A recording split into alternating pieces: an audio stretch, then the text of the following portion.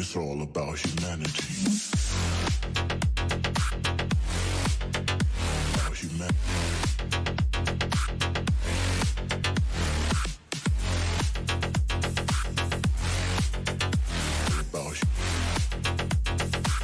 It's all about humanity. About humanity.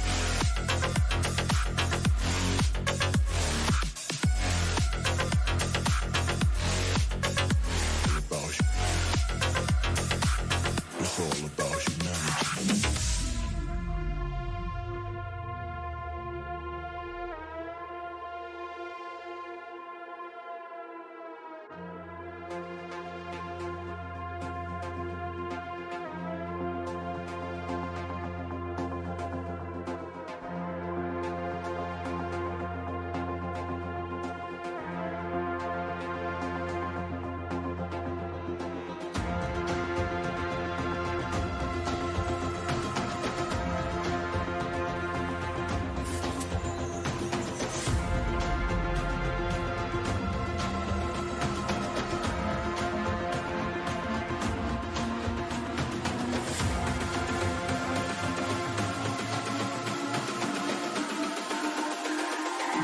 It's all about humanity.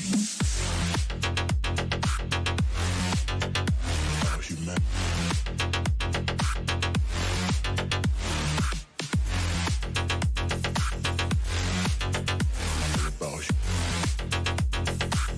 It's all about humanity.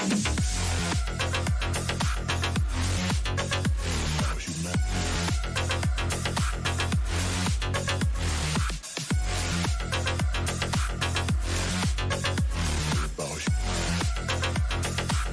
It's all about humanity.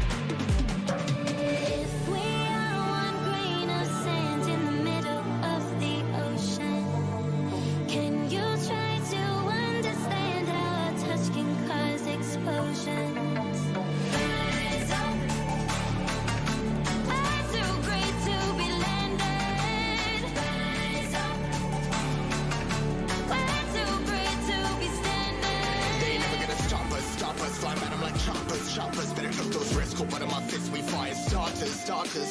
One out of a million will reach those heights. Always get a feeling that I won't deny that work. Never could die. Look in my eyes, I'm on the rise.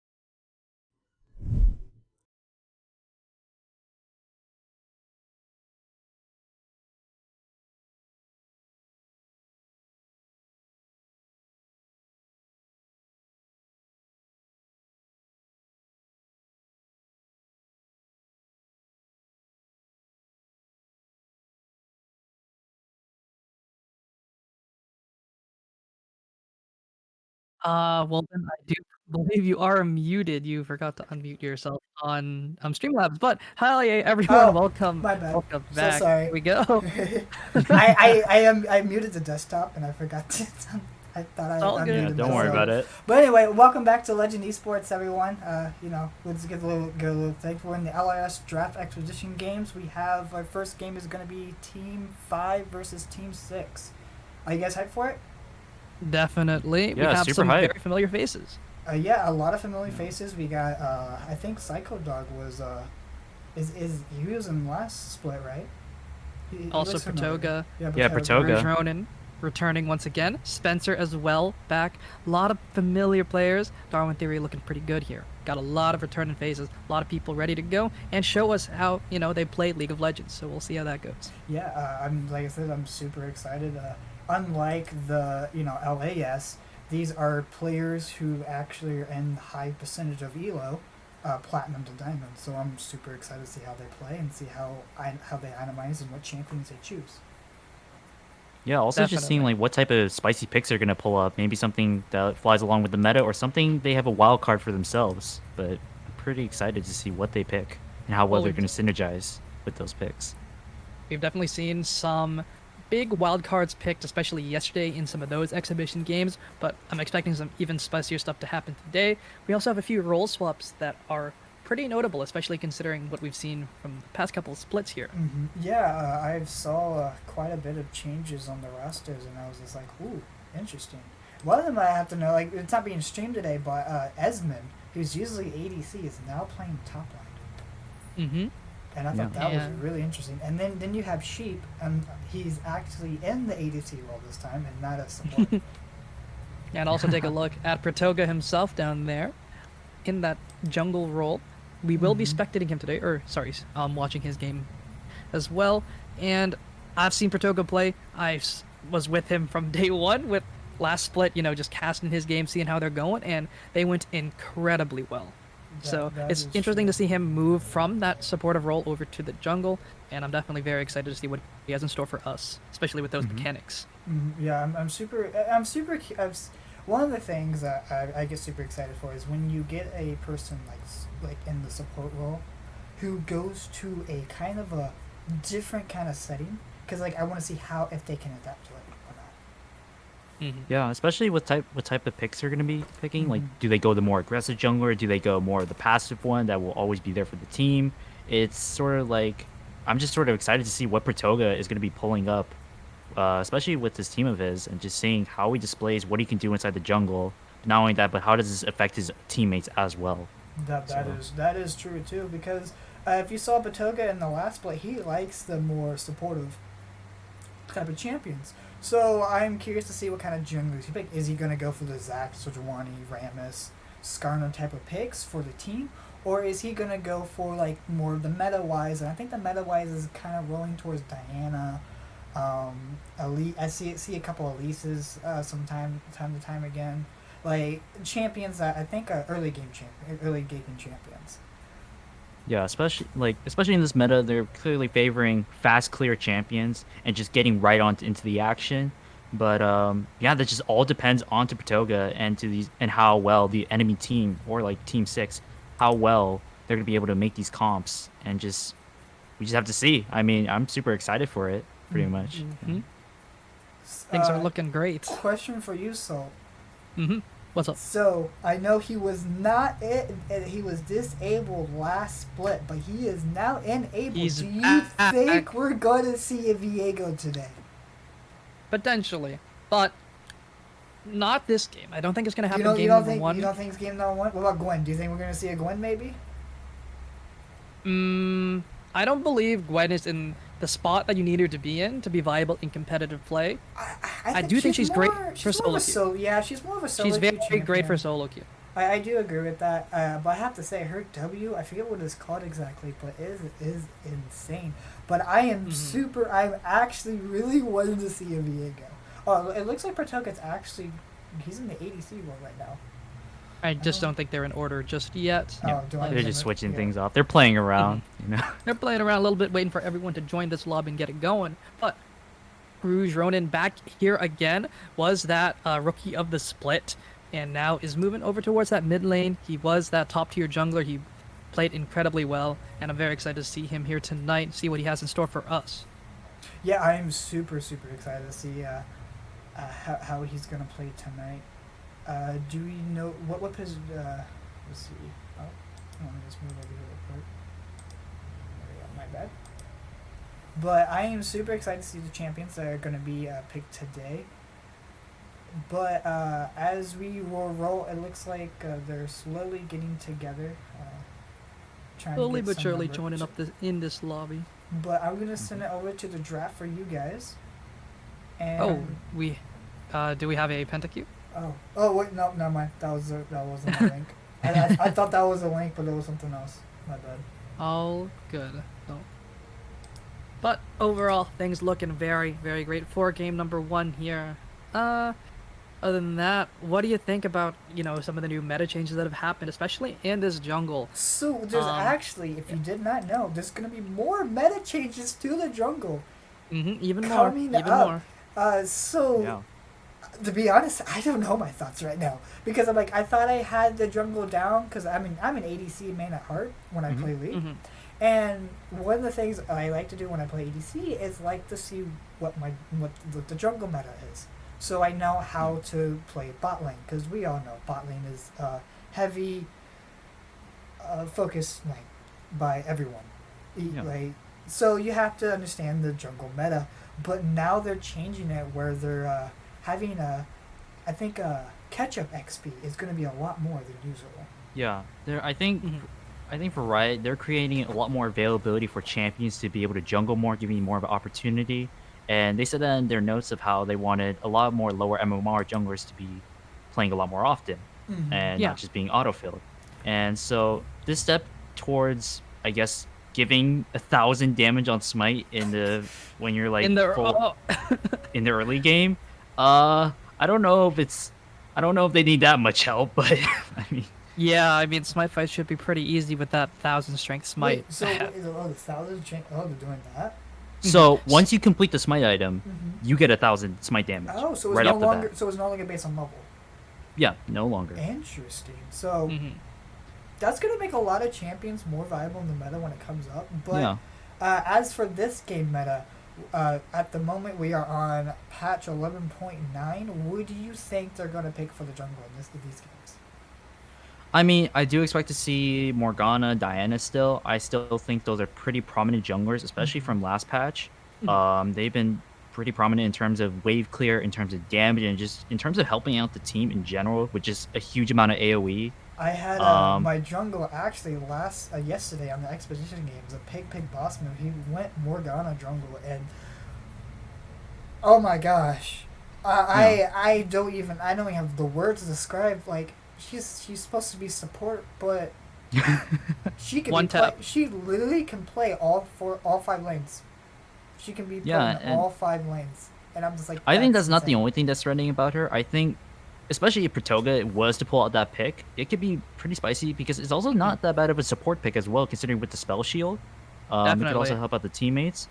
And That not is only true. that, but just having the CC is really essential for if they were revolving a team comp around that, especially. Exactly. I mean, Wombo combo comps are very important to have here, especially if you do not know the players very well, since these are exhibition games, synergy is going to be a little harder to come by, especially today. A lot of new people here, and a lot of familiar faces. So we don't know how everyone's gonna play. So Yeah. it's gonna be quite interesting. And like you said before, Patoga I think a support main. Mhm. So Yeah. him pulling out the Morgana would not be surprising. Now the thing is, they could ban if Team One or I think Patoga's on team is on the other team. If the other team bans Morgana, I think that will benefit them more because that's taking out probably a comfort pick for Patoga. Yeah. Yep. Yeah, and it's pretty weird seeing Pratoga transitioning from what I'm looking at on his stats of a tank support player, and if he was to move on to type of like enchanter support, it's kind of unique for him to be stepping towards into that type of field. But if not, he can still play back with those tank jungle champions as usual. I mean, those have always been pretty reliable in terms of CC, tanking, and just being there for the team. But yeah, I mean that's how I feel about whether Pratoga picks a tank champion or just something to just CC nonstop with Morgana with. I mean, Now, would be- Definitely. besides that, I know there are some major changes to top lane to some champions. Do you think we're gonna see a set? Potentially, I think the champion is in a pretty decent spot right now as a top laner, building that Blade of the Rune King into like Stridebreaker, just able to melee down a bunch of champions. He's very, very good into his good matchups. I'll give him that, but I don't think he is blind pickable anymore. I yeah. see.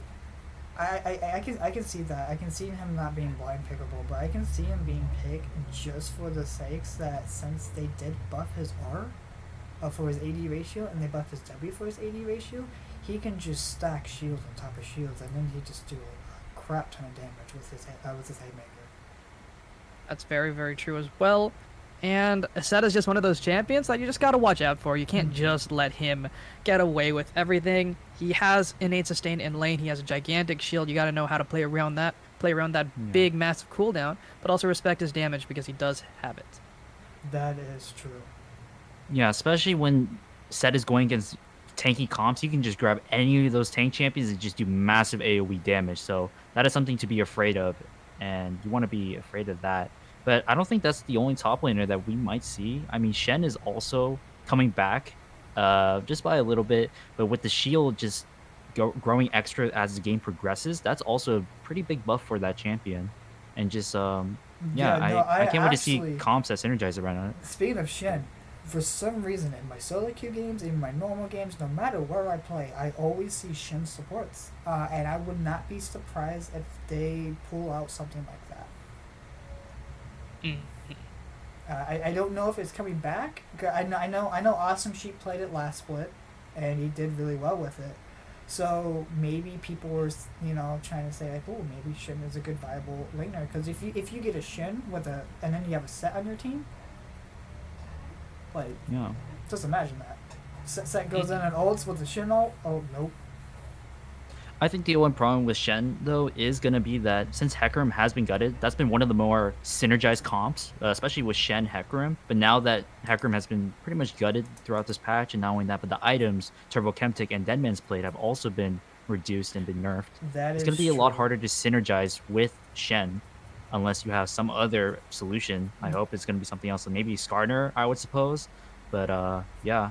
I mean, he's not going to have that alleyway anymore into playing the Hecarim. So. Yeah, you're not going to see the Hecarim, and I don't think you maybe see an Udyr. Udyr is still viable. Not as great.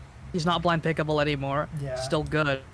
But one thing that will come to prominence because of the Hecarim fallen out is that Nocturne. And I think Nocturne with Shen is a very, very strong pairing. That Submarine comp is very, very fun to play.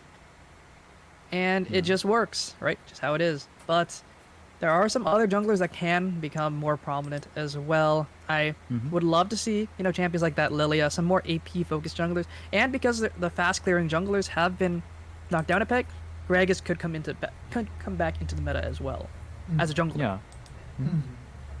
I also agree with that, but there's also Kindred. who's also been buffed throughout this patch, especially with the Q cooldown, and her damage has been upgraded to where now That it's is doing a true. 30 additional more damage. And she's going to be having a better wave clear later into the game. But also during her early game with the low CD on her Q, it's helping her getting her to the scuttles a lot faster, getting her to her marks. And if played correctly, she can be a very threatening champion as the game continues to progress. Yeah, no, I do agree with you with that. She is a strong champion. The only thing I'll have to say about Kindred is that, to be honest, I really don't know how you build her anymore. Because Yeah. it's just some of the mythic items just like, because you have your Kraken, of course, and Hmm. then you can go Gale Force, which is good on her. But the issue with that is that we like how is she gonna sustain herself? That's the only issue with Kindred is that Kindred can't sustain herself at the moment. But I'm thinking with the new jungle buffs that's coming up next patch, I think she's gonna be super viable. Yeah. And Mhm. that and I think Kindred is also pretty reliant on team comps, and so if she does have a lack in that healing, I'm sure that if there was ever to be if you have your team, of course, you can always have something up like a Lulu. You could have some additional healing from your support as well. I mean, it's not the worst. She's not really about trying to sustain. She's more about the damage, and just having that extra healing is just a great benefit for her. And that's what I think is probably going to be happening with Kindred, to be honest, throughout most of the patches, that she's going to be this dominant jungler, but yeah, she's going to have some healing and sustain Mhm. on the side pretty much. Definitely. Mm-hmm. And we are just about ready to get Yeah, things started. We just it gotta looks like yeah both drop down a little teams. bit, get everyone into LCS order, and we Mm-hmm. should be good to go and get right into draft. I think But overall, yep. yeah. See, yeah, they're just trying to get everyone here, trying to get everyone in order. But Okay. Yeah. Uh, yeah. Chris, if you don't mind, just dropping down into the spectator Okay. spot. Yep. Let me do that. There we go. There we go. And with that, we should be good to go into draft, get things and then started yeah, over I will here. send you guys off to giraffe. It looks like they Hmm. are getting ready, so I'll leave that to you guys Let's and go. have Let's fun. go. And with that, we are hopefully getting things started, getting things ready to go here. But I think that Morgana jungle could be contested here, especially considering the repertoire of both of these players that are playing here in this jungle role. But I Yep. do see a lot of AP in the wheelhouse of Suze Chanel or Suze Channel, looking pretty Hmm. strong. And very excited to see what we have here. And with this ever evolving jungle meta here, I still think it is one of the most important roles to have. Yeah, I do agree with that. And like considering how dominant the jungle is, not only that, but you want your mid laners to be there with you. You want your mid laners to be always roaming towards the scuttles. And not only that, but considering from one of their mid laners on I think it's his name is let's see. His name is Zhao Shock, and he Mhm. plays a ton of TF.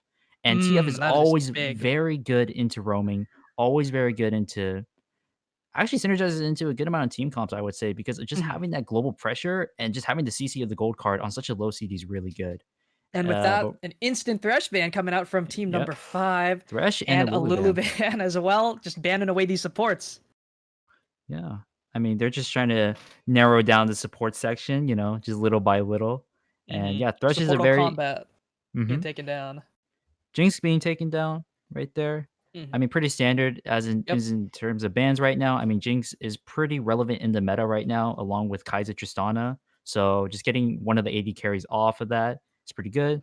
The Bard Hmm. ban, did not That expect is that. actually one of Spencer's most played champions here. Went to the Oh, market in the actual lobby, but on his main account, his Bard play is incredible. He's able to land some amazing ultis, find those angles to land those stuns.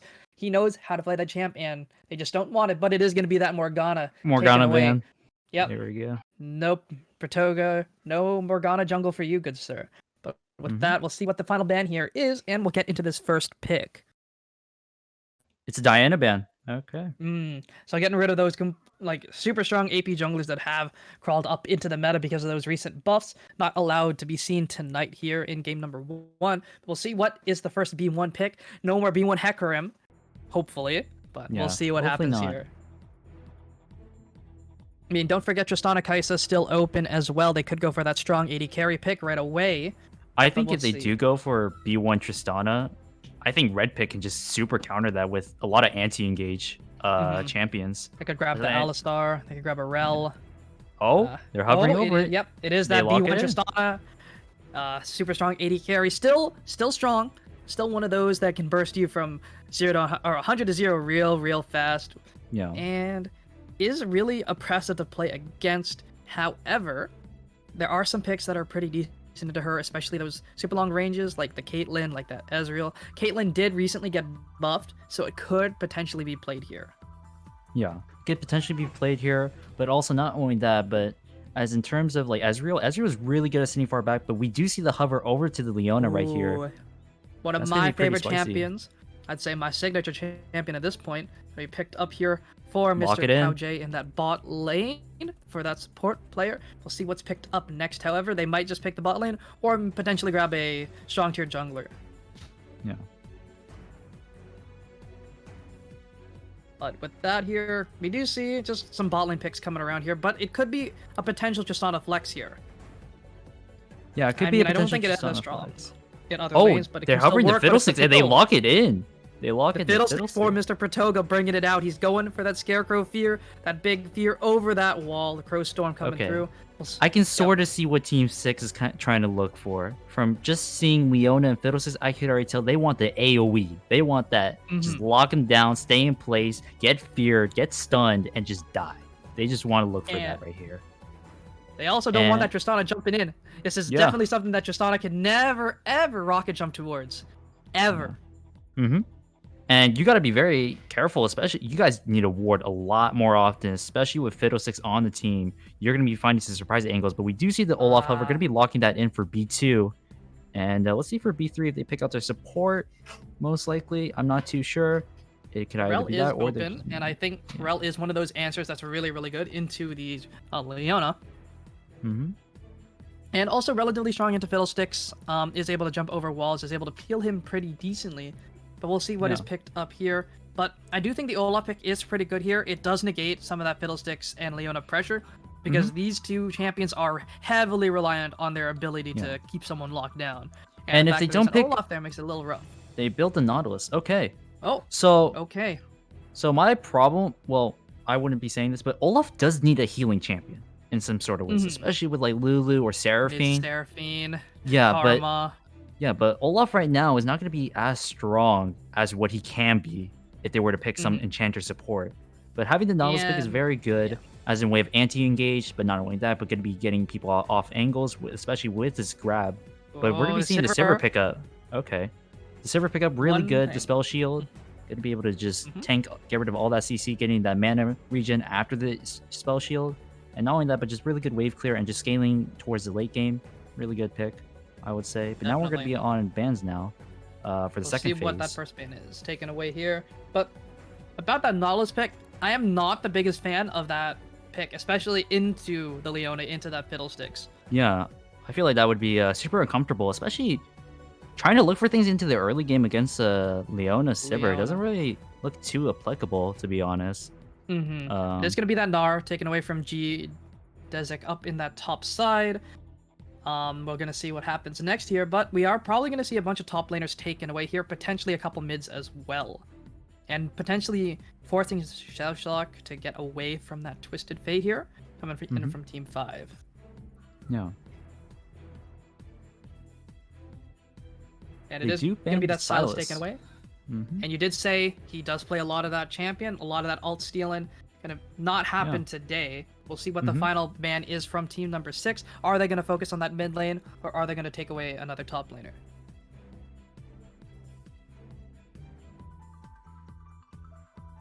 And as the timer does tick onwards, I do see a well-drafted comp here. Out of Team 6, they all have the same identity. They all want to go forward. They all want to run in with that Sivir ultimate, with that Fiddlesticks Crowstorm, with the Leona. They just want to dive forward and do a lot of damage in a Ooh, big banning the area. Malphite.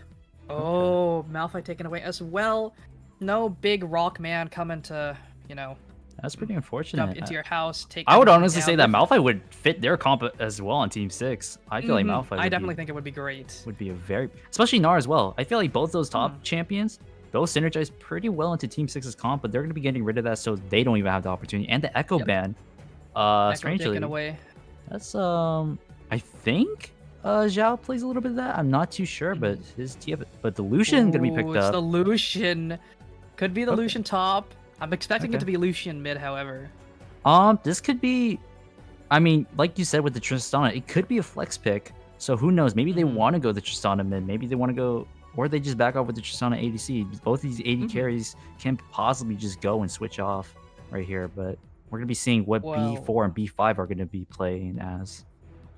Lucian is known as one of those menaces in the solo lane, just able to outpressure every single champion there. But Tristana is one of those that is actually able to deal with him because she can just out damage him very, very quickly.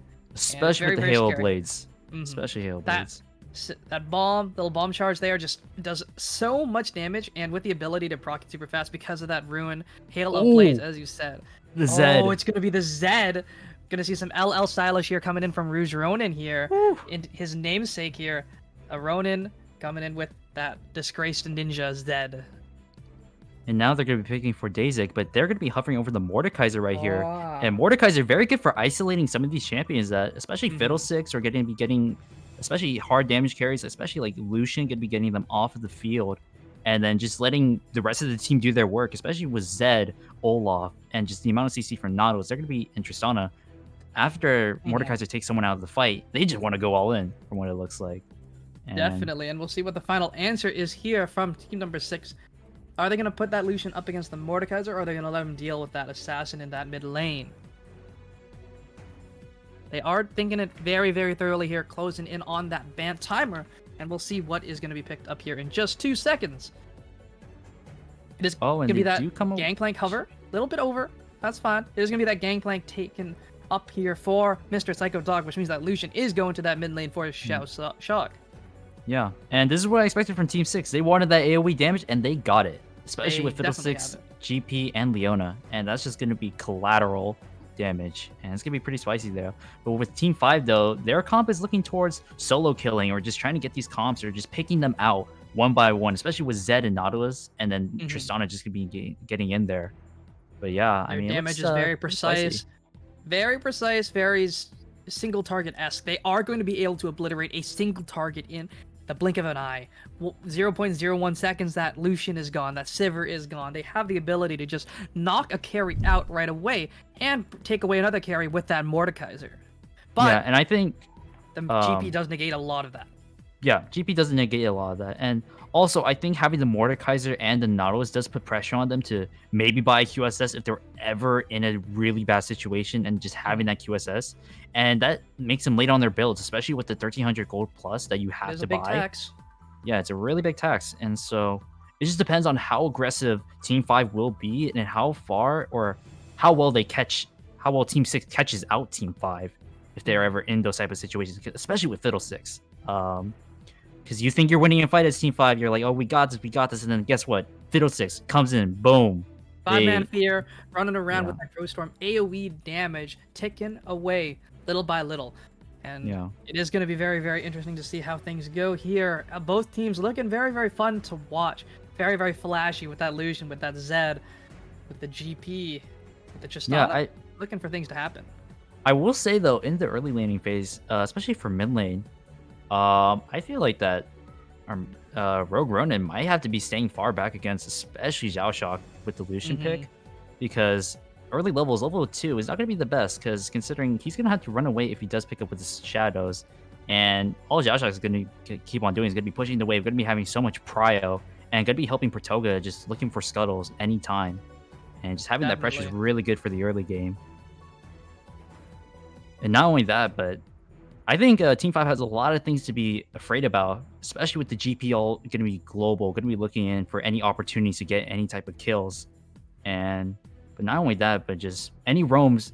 If Rogue Ronin does get pushed in a lot, he's going to be trying to looking for more roams towards the bot side, towards top lane, and trying to make some opportunities even when he's behind. And that's just going to be depending on the comms, the communications between both these teams of how they react to each of their movements. Vision will definitely play a big, big role in either of these teams' victories. Team 6 wants to ward for that Zed, make sure you can't get those roams off, make sure the Olaf can't just walk into their lanes. But it's going to be on Team 5 to find those weird angles where Fiddlesticks will want to ult over. Pratoga is going to be looking for these angles, and it's all about control and division. Whoever has eyes in the sky will have a better shot at victory. Yeah, I definitely agree with you on that. Like, both of these team comps have that necessity for having vision, and it's really important for all these champions all around of how they're going to deal with this, with each of these comps, both in their different aspects of how they want to play out this game. And I'm super excited for it. Like, with Team 5 going for like this solo kill type of thing, and then Team 6 just a collateral, it's pretty exciting Definitely. to see. I do like both drafts. Sure, they aren't completely meta. That's fine. But I definitely like what they've drafted for themselves here. They want to make a statement here. The Zed picked up super aggressive later, looking to make flashy plays. GP, all about positioning, all about making things happen out of nothing. Lucian, once again, one of those super oppressive lane bullies, making things happen. He wants to shove lanes. He wants to look for kills all around the map. And Fiddlesticks, you know, he may not be the most mechanically intensive champion, but you have to be very, very creative to make that work. Yeah, I will say though, like, both these jungle champions, Olaf and Fiddlesticks, don't get played that often compared to what it has been pretty much this entire like season, which has been Udyr and Hecarim. So getting to see these type of champions is like a breath of fresh air, to Definitely. be honestly. And it's really nice to see Fiddlesticks just being played out right here. Really do appreciate that. Makes things very, very fun to watch. And hey, looking at those little effigies here, it's going to be very, very interesting to see see the reaction, see where those effigies are placed. Place them in good positions. You might just be able to scare off and engage from team number 5 here. Might be able to scare them off, but it's going to be a big mental game because, like I said, vision is everything. And little Fiddlesticks hiding in a bush, is that the real one? You never know.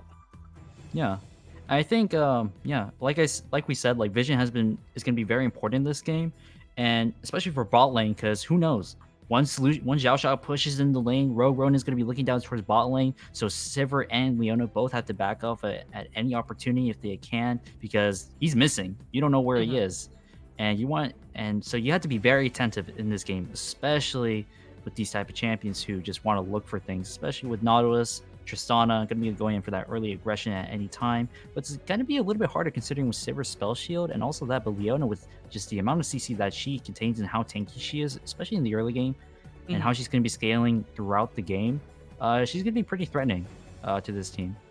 Leona is one of Nautilus's worst matchups. The only player that I know who will willingly take Nautilus into Leona is Core JJ, because he knows some acute interaction that I actually have no clue what it is. There is some interaction that makes Nautilus viable, but it's only one thing. Leona in every other sense is than Nautilus in a vacuum. It's like one of those like minute things that like help you in that one skirmish that just makes it better for Nautilus, but like in terms of just generally, Leona just provides not only just being so much more tankier, but her ult is so much more beneficial. It's a better AoE. I would cooldown. say. Yeah, low cooldown, and not only that, but it just synergizes so well into this team comp that they have with Gangplank and Fiddlesticks. I think it fits really well. It's definitely a battle of the circles here. Leona ultimate, Fiddlesticks ultimate, Gangplank ultimate. They're all looking to catch you out in that one circle of doom. And, you know, it's going to be on Team 5 to find some opportunities where those ultimates are down, where those key cooldowns are used to make things happen, because you never want to engage into a Fiddlesticks. You never want to walk into a Fiddlesticks. Yeah, it's just a trap right there. Like, you should not be walking on thin ice, and that's like what you don't want to do, especially as Team 5, because you want to play very wisely of what kills you're looking for and what kills you and what like you're gonna have to back off of. Just knowing when to take those fights is very important for Team 5. Team 6 is like, okay, we'll go in whenever. As soon as Leona ults someone, we'll go in. But Team 5 has to play very wisely, and in terms of like peeling for Tristana, but not only that, but Zed having to be flanking or Mordekaiser taking someone out of the fight and looking to engage. That just depends on their communication, and I'm very excited to see that. And with that, we should be sending it over to quick break. I do believe predictions are open. In case they are not, hopefully they will be soon. And hopefully you guys are ready as we get ready to load into game number 1 here. Team 5 taking on team number 6. We'll be right back.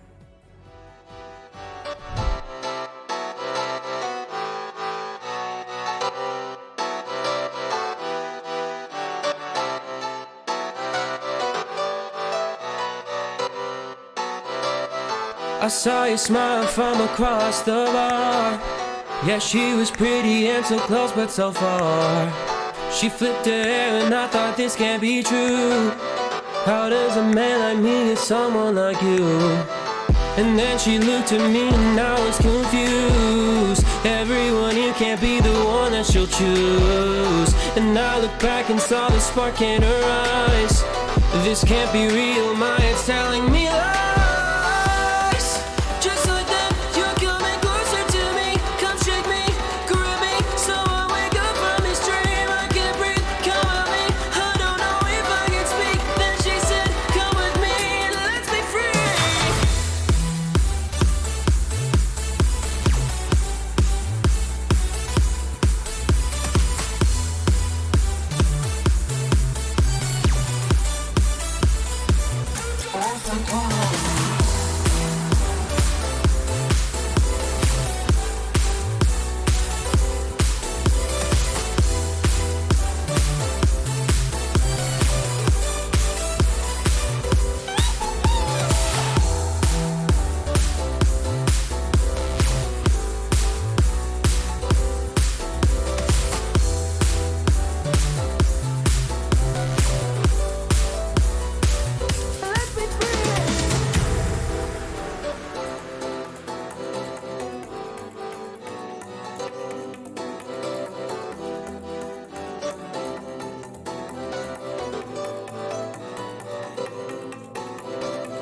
The night is young and I think this could go far. The sky is dark but you're my shooting star.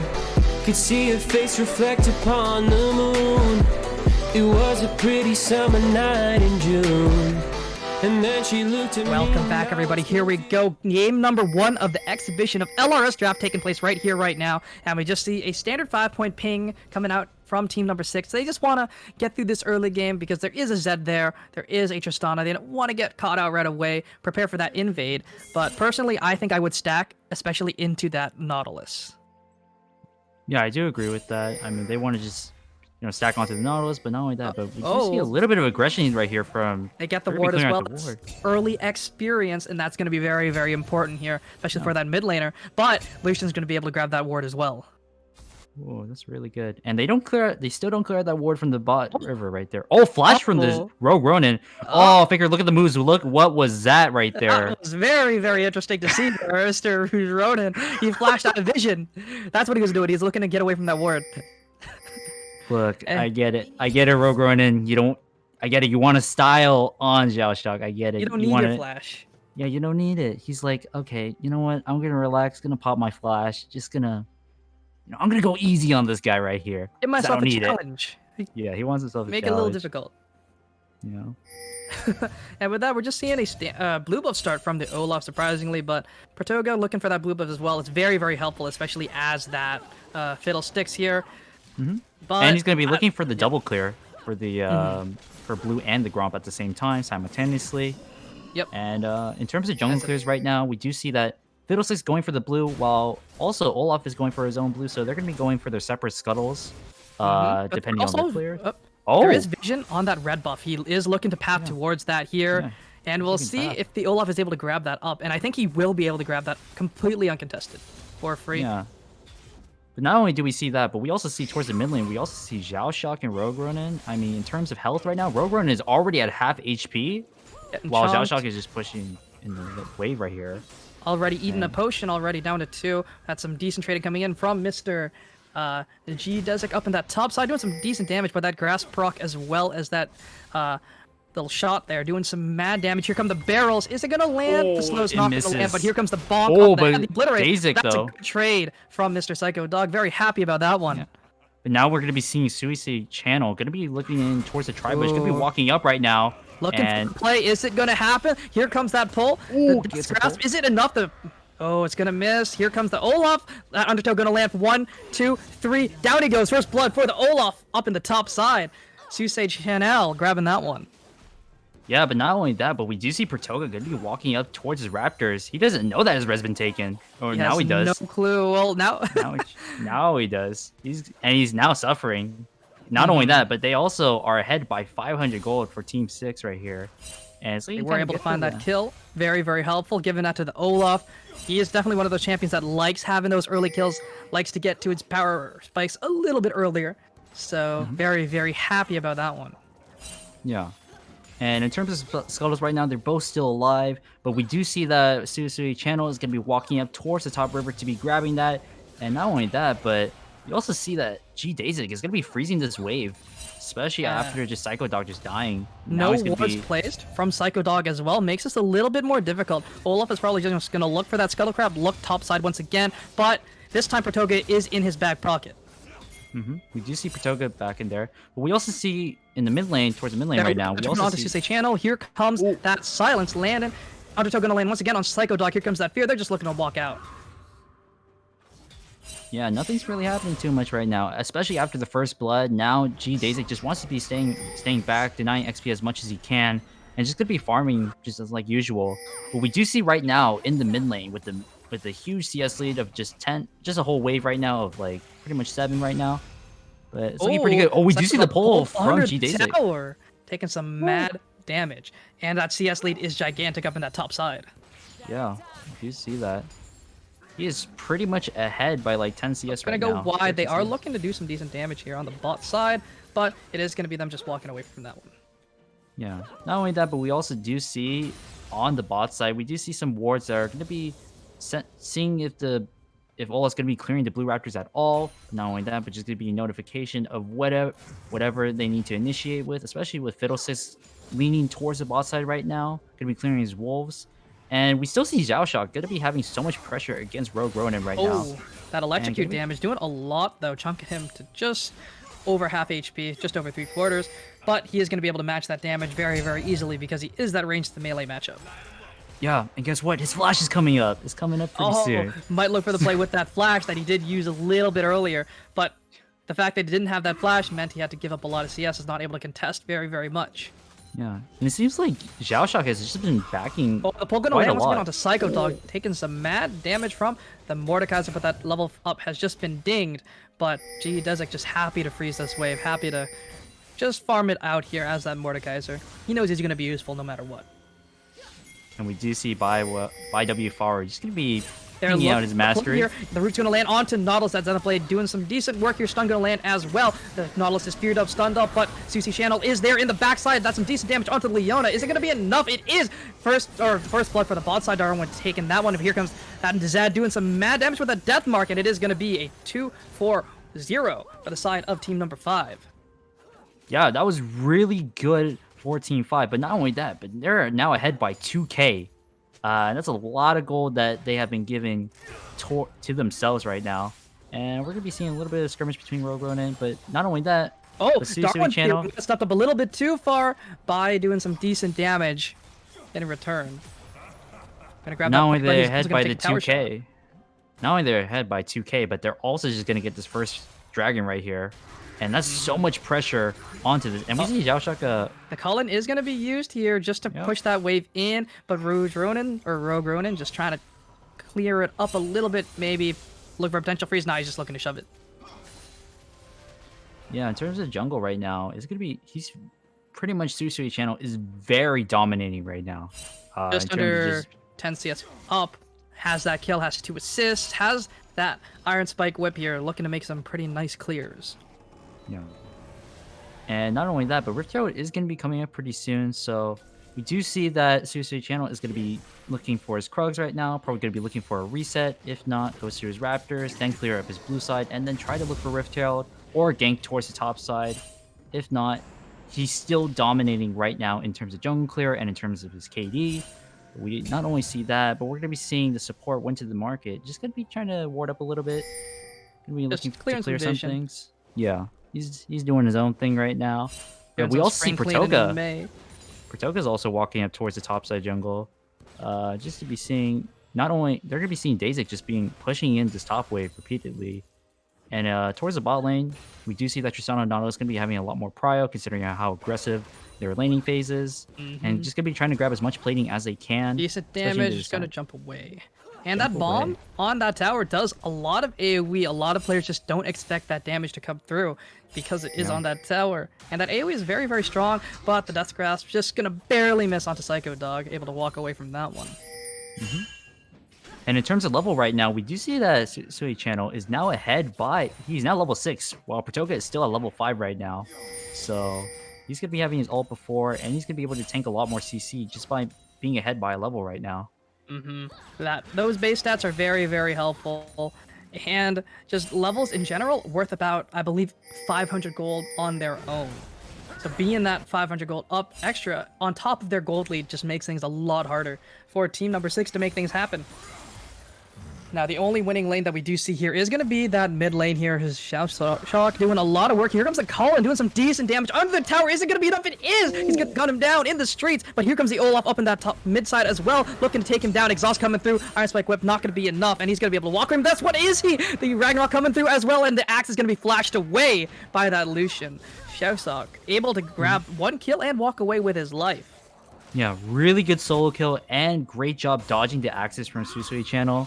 Just great way of using your summoner spells, and yeah, it was really good for the mid laner. Not only is he ahead by CS, but in terms of a kill, that's additional gold onto him. And right now, Team 6 is lessening the gold gap. Right now, they're only behind by 1k, and hopefully, as the game progresses, they're looking onto the Nautilus. Went to mark and might be caught out here. He is going to be able to hook away with that Spider-Man, but that was the Sivir ultimate on the hunt expended. Yeah, pretty much. Dragon is going to be coming pretty soon, about 1 minute and 50 seconds, so... Right now, Pratoga going to be grabbing the Scuttle Crab and going to be getting as much vision control as he can, as much as he can. We do see a little bit of aggression onto Darwin Theory, but Darwin Theory is just going to be CSing as normal. We do see that Rogue Ronin going to be walking up towards Pratoga's blue side, going to be clearing out some wards right here. And but meanwhile, though, Susui Channel gets a free Rift Herald right there, just for him. Oh, they're looking onto Rouge Ronin. There goes that Grow Storm, but he's able to dash away with that Shadow Clone. But that Leona ultimate gonna go wide because of the flash. Thank God he had that flash up in time. Yep. Thank God. Oh, but we do see Didn't that use it Rogue Ronin. randomly this time. They are just looking for an invade, taking away those little chickens from the Olaf in exchange for that Rift Herald. They are pinging that they do see him. The Olaf is visible. They know he's there. And Psycho Dog needs to be very, very wary of this dive that could happen. Yeah. And just like that, though, Shock able to just zone away Rouge Ronin. But he's looking for the calling again. Here comes that death mark. Is it going to be enough? He might just be taken down here. And it is going to be enough with that ignite. But flash forward from Leona, able to claim up Mr. Went to the market. Here comes... but they aren't going to be able to find him. But here comes that hook. But he's stuck under tower. He's tanking so many shots. It is going to be able to take him down. And Leona able to walk away with just a little bit of HP, even with that ignite. Yeah, I think that was a really good solo kill from Rogue Ronin. But we also do see that Pratoga going to be looking onto Rogue Ronin right here, trying Flash to get the forward. kill. Here Flashes comes that in. fear. And he's going to be drained. Sucked of the life. His soul is Fiddlesticks's. Yeah, from the solo kill to mid, not only that, but also getting the kill onto the Nautilus for just going in too aggressively and just having that anti-engage was really good from Team 6. Was questionable. Yeah, very questionable. They already chunked Leona. They should have been happy with that. But they're looking on Darwin Theory. Here comes that Leona. Here comes the stun. The CC. Is it going to be enough? He cannot move. The last auto, it is not going to land. But the Nautilus is there to make things happen. Keep his AD carry alive for just a little bit longer. That Conqueror just not doing enough work here. Oh, that is super unfortunate for Team 6. Not going to be able One to auto. punish Darwin. Yeah, one auto. Yeah, but he flashed away from the W auto from the Sivir just in time to get away from that so he wouldn't get hit by it. Really good. But not only that, but we do see that in terms of objectives, Team 5 is going to be ahead by grabbing this other Drake as well. And not only that, but he planted the Rift Herald somewhere around, I think was it bot lane? Or top lane, I think. He planted the Rift Herald top lane to getting some extra plating, which is really good for them to increase their gold lead. And right now, they're still ahead by 1k. And I don't see them stopping anytime soon. They still want to widen this gap even more. We do see that it went to the market. Could be looking for the blue buff, but they just leave them to it. But Xiao Shock, They're looking ghost could be him. Here comes that Stridebreaker slowing him down. Hook gonna go wide, barely able to survive that one. Ragnarok was popped though in exchange for the culling and the exhaust. I think that was a lot more worth it. Getting that exhaust off of Zhao Shock is really good because now he can. Now Rogue Ronin can just go in, amplify with all of his damage not being reduced at all, which is really good for him. Yep. But they might just be looking on went to the market here. The center plate gonna land. Here comes Zhao Shock over the wall, and that's a lot of damage. Flash away. Here comes that solar flare. It is going to be enough, and here comes that depth charge, keeping Xiao Shock away. But here comes Rogue Ronin on the side. Is he going to be able to find it? It is going to be a free kill. No, it's not. That healing coming through that shield. But here comes the Zed. Here comes the death mark. Is it going to be Faker? It is not just yet. He is going to be able to be taken down. It is going to be that double kill for the Lucian. It was so close. It was almost Faker once again, but it was not enough from Mr. Rogue Ronin. Rouge Ronin. If any of those shurikens hit him, I think he would have died right there. He would have died from the death mark. Would have been enough. That was just really unfortunate for Rogue Ronin. Oh no, Psycho Dog. Oh, nope, Leona's in his back pocket. He's more than happy to walk up here, but the Undertow gonna land. Here comes the Olaf, here comes the Mordekaiser, excuse me, is there to make sure his jungler can walk away. But the jump forward, gonna mean some decent damage onto Bai, but the spell shield able to take away that satchel charge. Yeah, now in terms of gold right now, we do see that both of them are tied up. They've caught up, especially with Xiao Shock just smurfing, and he's just been able to get the team back into the game, which is really all on good. his own. Yeah, all on his own. Really good for him. Making it work. A couple of blunders might have helped out, though, from team number 5, especially in that bot side. But Bai, once again, able to walk away. Satchel Charge is going to be used. The Gale Force was used as well, and he is going to be able to live by the skin of his teeth while expending that flash. But Pratoga went to the market here, looking to maybe make something happen here, but he is all on his own. The Leona's not there just yet, but the Drain, he is sucking the life out of him. But here comes the teleport, it's coming through. Mordekaiser is there, and the Ignite's going to come through. Here comes that jump over the wall, and it is going to be Darwin Theory claiming that one up. But Leona jumping into 3, what are you doing? He's going to be caught out here. The Death Realm is enough to take him down. He's stuck in there. You're stuck in here with me, and potentially a Gromp as well. But that blast cone is down, and it's going to be Rouge Ronin claiming up another kill. Very happy about that one. And as soon as they said they are tied up in gold lead, now it has been differentiated now. And now they're ahead by gold right here. And it's going to be looking pretty well for Team 5. But we do see that Xiao Shock is going to be running back towards Psycho Dog to reconvene with him, while Olaf is just going to be trying to chase him down.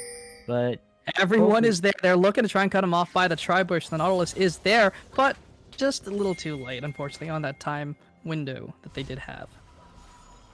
Yeah, in terms of build right here now, we do see that Darwin already has the Gale Force. They're looking on Susei channel. Here it comes, that Crow Storm. Here comes the Ragnarok as well. Xiao Shock is there as well. Gale Force forward. Here comes the Calling, and he's going to be able to take him down. Here comes that Death Mark onto Pratoga. Going to Zonia's that one. Here comes the Golden Statue. Fiddlesticks going to drain some life as well. Once again, here comes Psycho Dog, though, looking to maybe slow him down with the barrels. Flash away. The barrels are not going to land, but here comes Lucian with that dash forward. Is it going to be enough? The Relentless Pursuit. Is it going to be enough? It is not.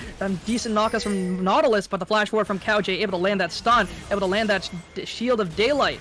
And Pratoga maybe claims a kill up on Rouge Ronin, but the Mordekaiser is strong. He is very tanky, but Pratoga able to walk away with Psycho Dog in his back pocket. But here comes Leona, able to land that Solar Flare, able to land that Zenith Blade. Everything is landed. The Ignite is down as well. Xiao Shock tanking up the tower for just a little bit, but he is able to get away with his life. Yeah, they're just going back and forth, both Team 5 and Team 6 in terms of gold. But not only that, we're going to be seeing the Dragon Gate be coming up pretty soon in 50 seconds. And so right now, they're going to be also going to be grabbing the top tower right here. Just been getting an extra objective. That is first tower as well. And now they're going to be looking onto the Rift Herald. And not only that, but as soon as they clear this Rift Herald, they're probably going to look down towards the Dragon, gain as much vision control as they can, so that they can prevent Team 5 from ever looking onto it. And that is going to be a very, very early soul point here coming through in just a little bit. And that's going to be very, very important for them. And that means Team 6 has to contest every single dragon that comes up if they're not there in time. 20 seconds left on the clock. Are they going to be able to make it in time? But Rouge Ronin taking so much damage, forced to walk away. Here comes Went to the Market, though. He's looking for the Cullen, but Susei Channel baits him, and he's going to be taken down. Here comes that shutdown. Rouge Ronin claiming that one up, and Psycho Dog just has to watch his teammate die. Yeah, and that is soul point for them, actually. That was super good. From the bait, just walking from up a little too Ronin. far, but the hook gonna land. Is it gonna mean anything? But here comes the jump over the wall. Darwin Theory doing some decent damage onto Bai, but the Gale Force away is gonna keep him alive. Darwin Theory very, very low, forced to flash away. Here comes the Olaf. and the solar flare gonna land, but he is too far, able to walk away. Flash forward from Psycho Dog isn't gonna be enough. They're looking to turn onto Susei Channel, and Couch very, very low, gonna be taken out by that Olaf. He's able to use those axes to his advantage. Here comes the depth charge onto 2, and it is gonna be a very, very dead Pratoga, followed up by a very, very dead Psycho Dog. Jump through, and they're just claiming everything, left, right, and center. They're just walking in one by one. Yeah, Teamfight is playing very well into these fights, and not only that, GP or Fiddlesticks didn't use their ultis at all, and they had no opportunity to even look for it anyways. So it was just really bad angles for Team 6, and now they're getting punished for it with giving Team 5 soul point, and it's looking pretty good for them in terms of 18 gold. minutes soul point, 23-minute soul. That is a very, very scary proposition, especially since it is that Infernal Drake. That means that Zed is even more powerful, that Tristana even more powerful. And that is a very, very scary thought. Yeah, and now for Team 6, they have to be really reliant on keeping Xiaoshock, their damage dealer, and keeping him alive.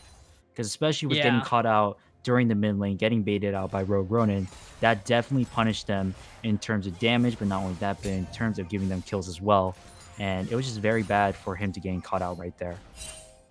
Shock is their damage. He just wasn't there, but they're looking to go on Spencer here. Caught up by that Leona Zenith Blade. Here comes the Cullen forward, flashing away from that Solar Flare, but it is going to be Shock claiming that one up with the Relentless Pursuit and that Piercing Light. But Cowjay walking a little too aggressively. Here comes that Zed, some decent damage, but here comes the Mordekaiser. That Death Grasp going to land, and he's going to be taken down. And it is going to be Susei Channel claiming that one up with the Reckless Swing. Yeah, in terms of gold right now, we do see that Team 5 is still ahead by 1k, and not only that, but Olaf is going to be getting a Stride Breaker, not going to be going for the Gore Drinker, because right now Gore Drinker is not in the best situation, but Stride Breaker is really good right now, giving additional movement speed, but also reducing their movement speed. So it's really good for Olaf, especially into team fights. Not only that, we do also see the Gale Force from the Tristana with the very aggressive plays, and with how well Darwin has been playing throughout this entire time, living on barely enough HP throughout all these fights, he's going to keep on having that item and just going to be, you know, whether being aggressive or passive, it's a really good item for that. Exactly. Just making sure he's able to walk away with the skin of his teeth, you know, that extra dash, that extra bit of distance, able to make things happen. But they could look in this mid lane potentially. They have no vision on the Fiddlesticks, but Darwin Theory very, very respectful of what could happen over the wall. Psycho Dog walking into Death Grasp, taking so much damage. The Orange going to come through, forcing that Mordekaiser ultimate though. While the Orange was up, I'm not sure if that was the right play. Oh, Sivir also has the Conqueror as well. And with that, Rogue Ronin gonna be taken down here, potentially. No, flashing away, barely left alive.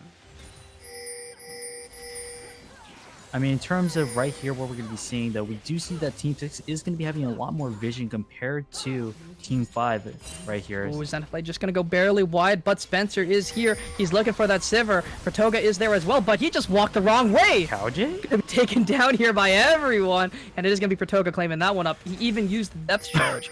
Yo, went to the market. He actually went to the grave from what that looked like. Oh my gosh.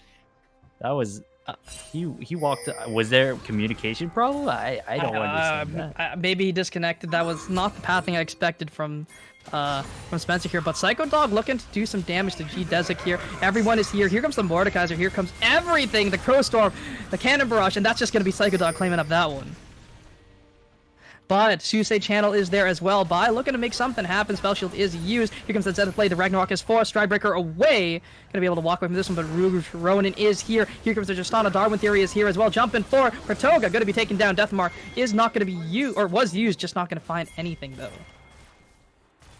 Yeah, but meanwhile at the bot lane, Xiaoshock is gonna keep on constantly split pushing. They have the gold lead now, but they're looking for the Baron.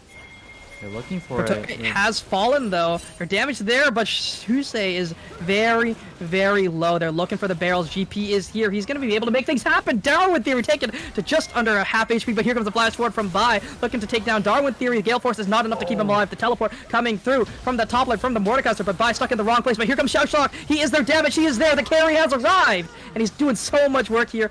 Desic is doing some work as well, able to take down the 80 carry, but Psycho Dog is very tanky, still alive. Here comes the calling, here comes the Deathmar, Rouge Ronin forcing the flash away from Xiaoshock, and Mordekaiser is still alive, and so is, no, GP is not alive. Yeah, that was really good delaying the Baron clear from Psycho Dog. Really good from using efficient use of the barrels, but even without using his ult, he was able to distract them as much as he can. And it somehow turned into a favor for them where they just stopped them from doing it and also giving enough time for Xiao Shao to be able to come in and clear. Those Lucian items are looking spicy. Gale Force, Nevori Quick Blades, Essence Reaver looking very, very happy, but Rouge Ronin might be caught out here. Leona is on her own, but here comes Pratoga. He is there as well. The CC, he can't move. He can't move. The Solar Flare keeping him in place. The Fear keeping him locked down. Pratoga able to claim that one. Yeah, that was really good catching out Rogue Ronin right there. And not only that, but Dragon is coming up soon. So this is a way of getting them to deny soul for them. And as we can see right here, we're going to be seeing Team 6 going to be rotating down as quickly as they can. Try and They're prevent just looking them to burst from this right Team here, 5. right now. They've started up here. They are pulling it towards their side of the map. Psycho Dog is arriving. He is walking through. He has that cannon barrage available, or just not available to him right here, right now. But Cow J looking for the engage, finding the Mordekaiser, but I don't think that's who you want to find. But it is going to be Psycho Dog caught up by that hook. But it is going to be Bai claiming that one up on the top side as well. Went to market, taken down, but Olaf in the backside doing so much work to Psycho Dog. He's 2v1ing on his own, and it is going to be another kill for him as well. G-Duzik looking for the play on to Bai. Is it going to happen? It is. That bonk is enough. Here comes Cow J looking to find it. Is it going to be enough? No, that shield is going to keep him alive. He's going to be taken down. And Susei Channel looking for the play on to Pratoga. That suck is doing so much work, that life drain. And it is going to be that reckless swing, though, that claims that one up. Cow J able to back and walk away with his life. That is balls if I've ever seen them.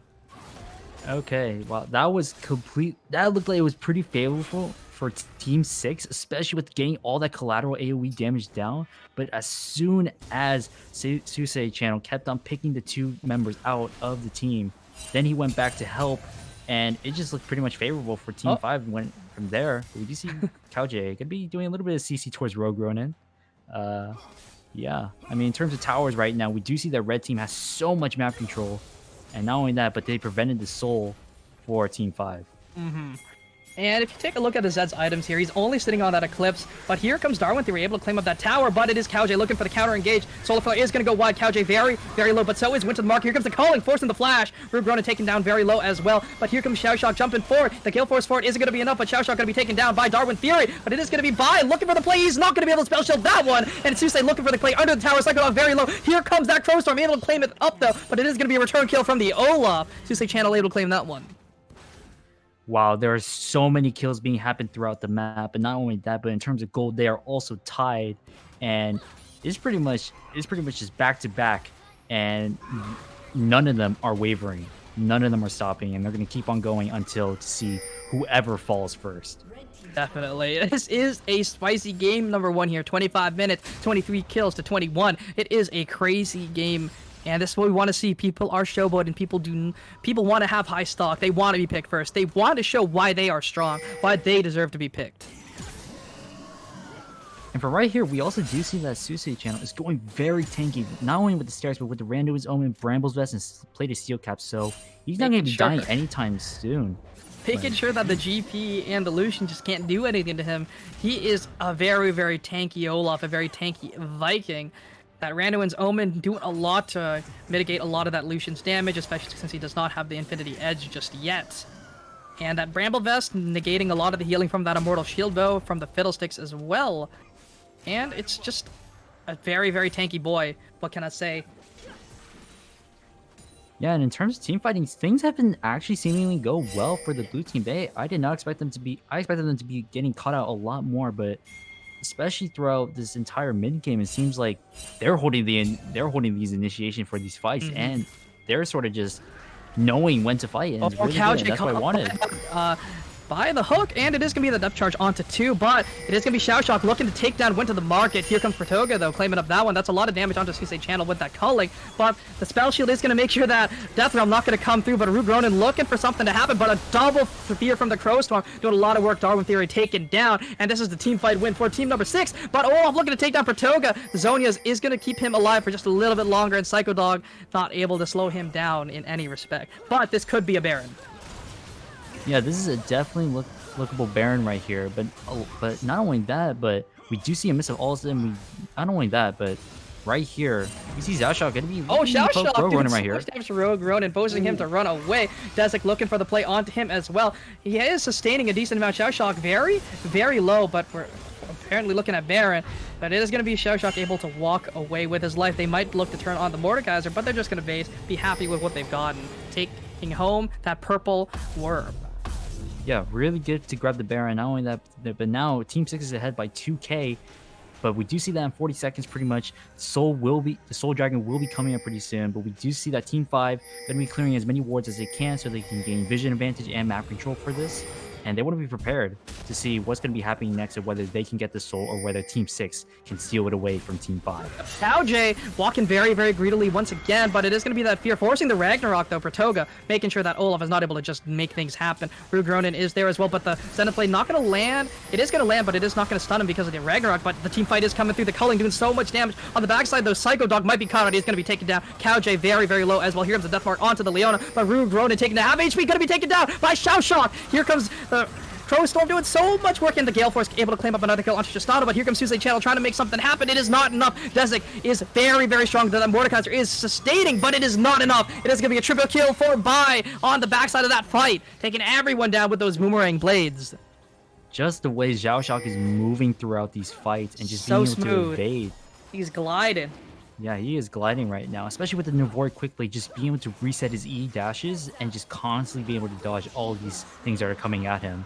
And now right here, we do see that Team 6 is going to be grabbing the second Infernal Drake, which not only amplifies the damage, but it also denies the soul for Team 5. And that's the right now. important part. Yeah. And with that, they are going to use that Baron to make things happen, push in waves, ensure that they get the most out of this purple worm. And they are looking to raid the forest, take away anything that is left available to them. And we are seeing that potential Infinity Edge coming out from Mr. Xiaoshao. But you saw that damage onto Zed. He took 3 autos and he just disappeared. Yeah. He just melted like butter, and he just wasn't able Infinity to stay Edge in the is fight. completed for both 80 carries on the side of team number 6 here by Wafaru as well as Xiaoshao. Both have that golden sword, making things happen, doing some mad damage with those crits. And Lucian is critting every single time with the Navori Quick Blades, resetting that Relentless Pursuit, as you said. But Cow J might be caught out here. Psycho Dog is in his back pocket, however. Yeah, especially in that team fight right there that we saw for the second Infernal Drake. It was... GP didn't even have ult, and they still won that fight. So now imagine just having it perfectly placed down and just them doing so much collateral damage with the GP ult. And it just goes to show that we just see how dominant Xiaoshao is looking right now. And not only that, but from Cow J and Bai are just going to be able to just do as much damage, as much CC as they can do. And in terms of vision control, we do see that the red team is having a lot more vision control towards bot. But not only that, but they have a little bit of a control ward towards the top side as well for the Baron Pit. And we do see that right now, Team 5 is going to be pushing mid lane right now. And it's going to be staying together as a team. Mm-hmm. And it's just a nice, even 4.5k gold lead. Psycho Dog getting some decent damage, though, from that Zed, but Rouge Ronin is very, very far behind. Only sitting on that Eclipse and Cyrilda's Grudge. Not in the greatest of spots here, as his lane counterpart is sitting on 4.5 items. Yeah, not only that, but in terms of CS, look at Xiaoshao. He is pretty much... 276. Yeah, Almost 276. perfect CS. And He's he's also practically- from Horizon. Yeah, practically 100 CS ahead of Rogue Ronin. But not only that, but in terms of items, he's almost full build right now. While Rogue Ronin is sort of struggling just trying to get these items one by one. And it's really hard for him to look for these things. Right now, if Xiaoshao does falter, they still have their other carries left alive. They have Psycho Dog, who's doing some decent work with those barrels, and they also have Bai using those boomerang blades, those ricochets, making things happen. And it might be Xiaoshao getting caught out here. The hook is going to go wide, and so is the undertow. He is able to walk away from that one with the Relentless Pursuit. Yeah, in terms of the mid game right now, it seems to be everything's kind of mellow. But as the Dragon is going to be coming out in 2 minutes, and not only that, but Baron's going to be coming up for a minute 30. As these objectives are coming up, they're going to be prepared for that. They're both of these teams are trying to look for these opportunities to get any sort of picks. Oh, not only Rogue that- Ronin might be caught out here. Some decent work. Here comes the Cullen, and he's going to be taken down. That Cullen the Weak taking down Zed once again. that ninja, not able to make things happen. Now, looks like Team Fire is going to have to Couch force might be this. caught out here. Stridebreaker forward. Some decent work here. Here comes that hook. That anchor doing some mad work as well. Pratoga just looking to leave his support to die. Hey, he's looking for the play, actually. He's jumping in. He has that Crowstorm doing some decent work. Couch very, very alive. Just barely, however. But here comes Psycho Dog. It's some decent work onto everyone. Here comes everything. And it is going to be taken down by Dezik, though. And Couch walking right into the Mordekaiser as well. He's not able to land that last little bonk, but here comes the Flash Death. Grasp able to claim that one, but that's an inhib down. And they're looking to stop the base. Stop the ports! He's breaching the gates! It is looking like a very nice backdoor here coming from Shock. They're looking to just stop everything in its tracks. Tower is going down, but it's going to market taken down. Very, very low, taken down as well. That's like Pratoga looking to make things happen. They're just stopping the bases, but the Olaf has base, and Zed is alive, so it is going to force that Lucian away, but it is going to be Dezik taken down by Psycho Dog. Oh, but that was so much more worth it for Team 6. Not only are they heading gold, but look at their base. Their whole bot lane is now shattered, but we do see that Rogue Runner is going to be trying to not let Xiaosha get away from just taking away their objectives right here. But yeah, that was really good for Team 6, being able to prevent the ports back, and not only that, but getting extra kills additionally as well. Really good. And with that, the dragon is spawning up very, very soon. 20 seconds. Dezik will not be there in time, but has a teleport available to him on spawn.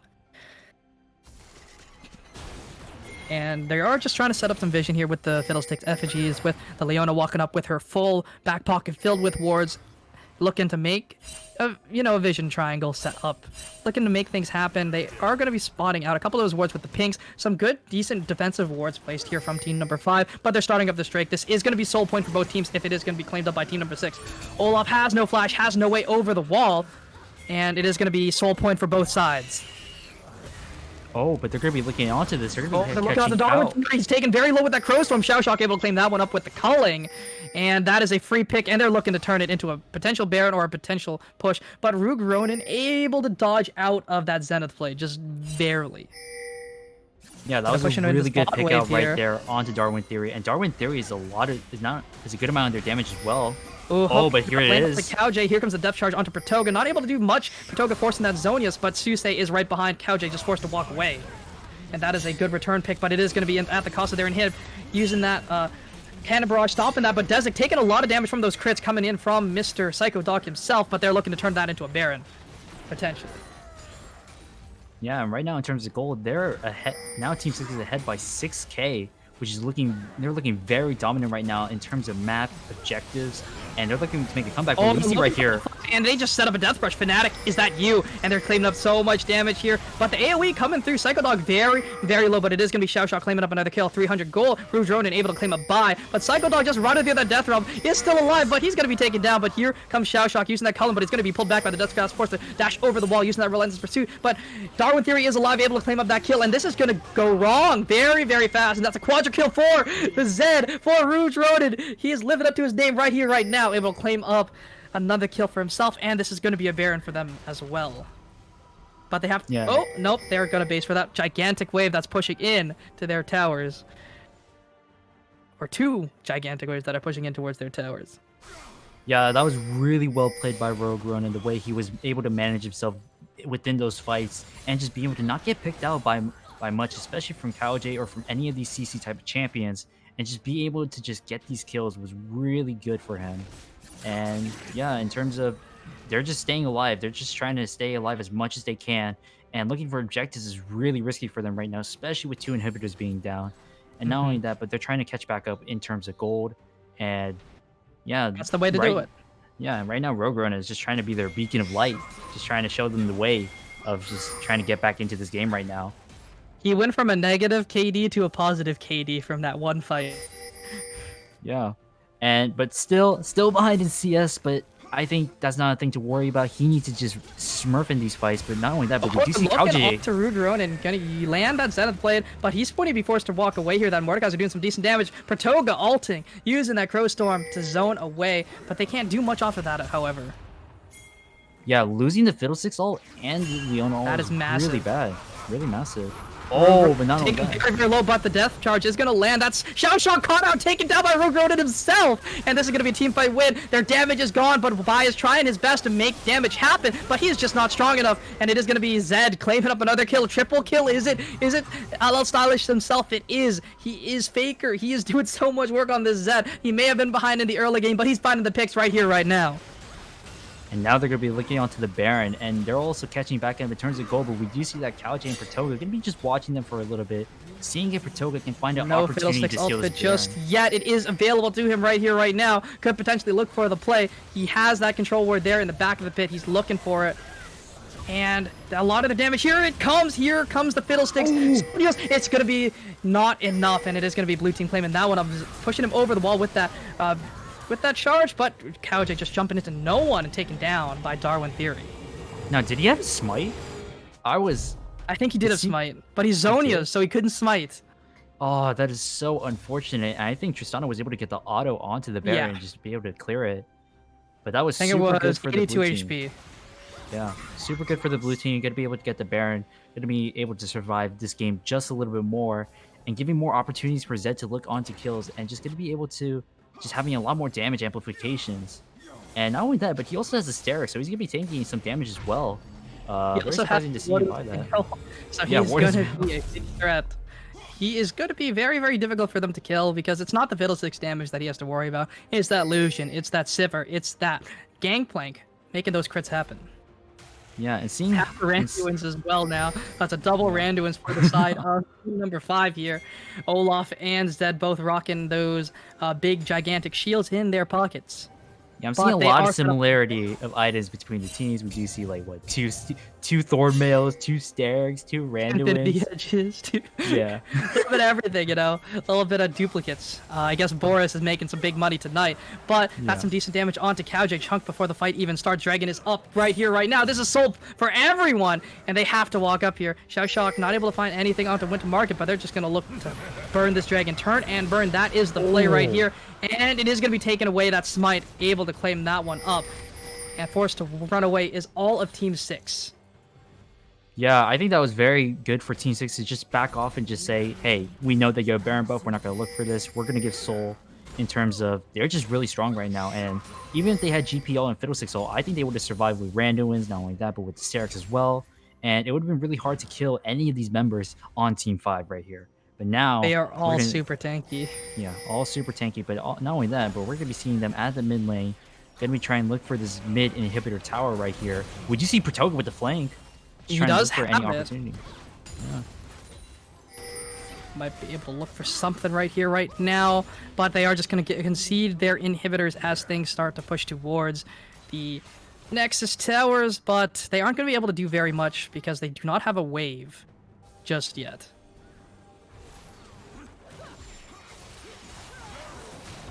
Serpent's Fang? Yeah, Serpent's Fang. Yep. Yeah. Don't think that's that great this game, however, but it is a cheap item. Yeah. Yep. I think he's very good for Leona's Locket, but that's like one of the only shields that they have from this entire team right here. Because Psycho Dog doesn't have a shield. Pratoga He has a neither more does shield he. bow, but that's about it. Yeah, more shield bow. But yeah, Yeah, none of but these with members... the items he's built, I don't really think is necessary with that armor pen. They're looking for another Fnatic Deathbrush. They were able to find it last time, but are they going to be able to find it again? Is the question. They're looking on but they are Susei going to be channel. rushing. Here they go. They're running towards him. The exhaust going to come through. Here comes the Ragnarok, and they're looking to try and turn and burn him. Xiaoshang diving under the tower, but it might be Dezek who might be caught out instead. And he is very low, just sitting on 1 HP, and he's going to be taken down, shut down for Pratoga. But Rogue Ronin able to do some decent damage in return. Susei channel very low as well, however. And it is going to be a free pick. Yeah, especially being able to look after the Baron buff is gone. That was really good for Team 6 to just be able to look for that. And not only that, but they're just going to constantly be pushing the top tower right here. And they're going to be doing a 4-1 while Psycho Dog is going to be pushing the mid lane right now. And not only that, but GP has his ult. Oh, they're going to be looking onto this. For the angle, and that's him caught up. Susei channel very, very low, going to be taken down. And here comes Winter Market walking into his death. He He didn't walk to the market, he went to his death, and that is a tower taken down, and they're just gonna looking to end the game here. That is 3 picks already, and 2 waves walking in right here, right now, but they don't have any supers just yet, and they have some decent wave clear, but Rouge Ronin barely able to not take down Pratoga. He is sitting on just a little bit of HP there, very, very alive, but the Gale Force not gonna lock on to Pratoga, it's only gonna lock on to Xiao Shock. But that is triple inhib down, potentially here. Oh, it is going to be a free kill. Rouge Ronin able to claim that one with the Shadow Dash, and they're going to be able to run away. The teleport coming through from TP flank? Ezek. It's a TP flank. It is a TP flank. Are they going to be able to turn on him? They are just going to look to turn on the Mordekaiser. J stuck in the death realm. They are just going to leave him for dead. Oh, are they going to look for the play afterwards is the question. Here comes the Cullen. Rouge Ronin stunned up by the Leona. That might be enough to make it happen, but here comes the Death Mark. Rouge Ronin flashing over the wall. It is not going to be enough to take down Xiao Shock. It is that Infernal Soul, and it is going to be a double kill for the Zed by very, very low death cost. Just going to miss. Just going to go wide, and it is going to be him walking away, but that is triple inhib for at the cost of 4. Yeah, now they're both of these teams are going to be having to play back, but not only that, pretty soon, in 40 seconds pretty much, Baron's going to be coming up, and that's going to be a pretty big objective for both of these teams of what they want. And from what I'm seeing right here, I mean, Rogue Ronin played that fight extremely well of being able to catch out the Xiao Shock and just going to be able to kill him, and that reduces a lot of their damage right here. But we do see right now that 3 of them, or 4 of them right now, are at the mid lane, and just going to be looking to gain as much vision as they can for this upcoming Baron, and just preventing from Team 6 to ever looking onto it. They're sending that Nautilus down there to just clear these supers because he is not the damage threat that you need. It is going to be that Tristan. It is going to be Rouge Ronin trying to make things happen here. And it is looking like he's setting up a little death rush of his own. Who is going to walk into it? That is the question. Or is he going to be caught out? Yeah, and in terms of builds right now, we do see that Team 5 might be the one caught out. He is going to be able to walk away, though, using that on the hunt. Just barely able to stay alive. And now we do see that Team 6 is just going to be trying to gain as much vision as he can, but we do see that Susui channel is going to be going in. Strybreaker going to be caught up by the Ragnarok, though. And he is going to be able to walk away half health on him. But here comes the Cullen doing some decent work with that Sterak shield. Able to just barely keep him alive. Here comes J dashing forward, flashing forward with that Zenith blade. But he is going to be taking down Death Realm on to Xiao Shock, though. That is who you want to keep in that Death Realm. Doing some decent damage, though. But it is going to be a team fight win on the outside. Rouge Ronin very, very low. But that sustain from that Eclipse is keeping him alive. Xiao Shock is still alive, just 1 HP. They might be looking to end the game, but my game just froze. I think the game ended. I think the game ended. Yep. Wow. All right. So unfortunately, that's how the stream is or the game is gonna end for this one. But it is gonna be the back door. I do believe is what happened because they just probably dashed over the wall. It is only Rouge Ronin. I just see Winions right there. That's all I see. A crap ton of Winions, and it is going to be a victory for them. It is going to be team number 6 claiming that one after a nice team fight win. Rouge Ronin trying his heart out, though, on that Zed after that not so great lane phase. Able to bring it back, do some mad work, claiming everything up in the end, but it is going to be that victory for team number 6. Yeah, I think that was a great attempt from Team 5 to just trying to be able to bring the game back. And they did have moments where they were ahead, but Team 6 was able to bring it back all the time, and especially with grabbing those drags, just being able to prevent them from getting soul point as long as they could. But they did give soul, but that doesn't mean that they weren't really that necessarily behind. And yeah, it just seemed like Team 6 prevailed over Team 5 for this game. Yep. It was a back and forth battle. It was punches thrown left, right, and center. They were looking to make things happen, and it is going to be that team number 6 taking it home in the end. And it was those pockets of vision that were able to make things happen. Rouge Ronin able to walk into these backside of the fights, play it very well because he wasn't spotted out right away, not taken down before the fight even started. Yeah. I mean, that was really good in terms of team fighting. I think later in the game, Fiddlesticks and Leona were able to find their moments. J was initiating so much throughout that entire game, and he was able to initiate every single time, knowing when to take these fights and just going in and just being able to provide all the CC that he can to provide for his team. Hey, we're going in. You guys do the rest. I'm going to do as much as I can. And I'm going to use my entire kit and die. You guys can do this, right? That is essentially the life of playing that Leona. You can't really peel very, very well. Your job is to just dump down as much CC as you can before you do die, and maybe provide a little bit with that Locket Shield. Yeah. And that was really well played from Xiao Shock, I will say. Xiao Shock played very well from the early game, from the mid game, and later towards the game, he did get caught out a little bit sometimes. But not only that, he was able to redeem his moments, especially when split pushing down towards the bot lane. Getting inhibitor was really good for him, and It he was also just able got to them back a up. Nexus Tower as well. So Yeah, that was it a was lot really of good. work, good calls from the entire team of Team 6. They did make some mistakes, but they were able to find the calls that did end up winning them the game. Yeah. Both, but whatever I say, like both these teams played very well. I will say in terms of just Mhm. trying, in terms of communications, there were some moments where some people got caught out in the wrong times, but in general, I think both these teams full heartedly played out to their best, and they both played pretty well in their own respective ways. Definitely. And with that, I do think we are going to go over to a quick break. Don't forget to vote for your player of the game here in chat. Use !vote and type in the role there to get things going here. And we'll see you guys back here on the desk with Mr. Wilvin, who will announce your player of the game before we do get back into game number 2.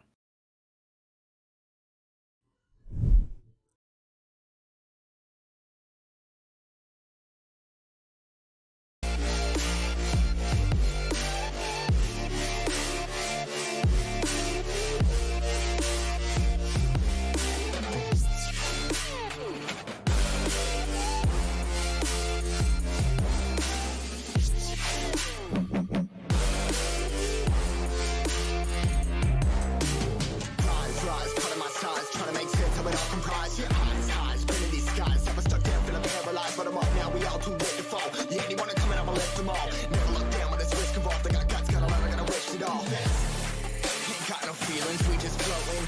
Yeah, I'm that grain of sand that made it out the ocean. A couple milli now, I'm causing a commotion. I've been coasting, hear my name around the world like an explosion.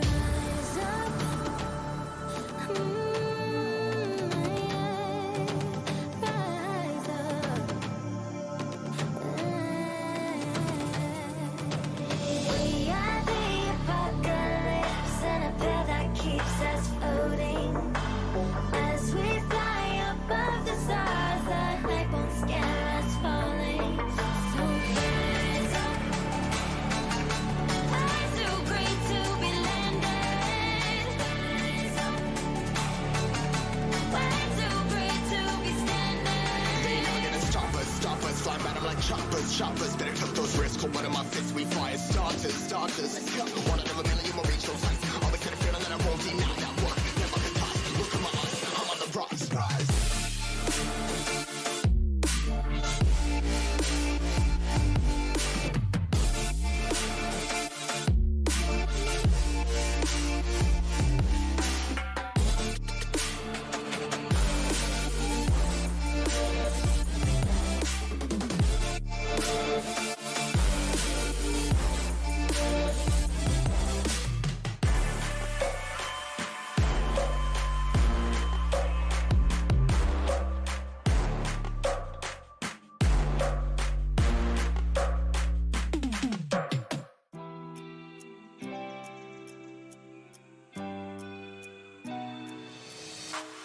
Try your luck and take a chance.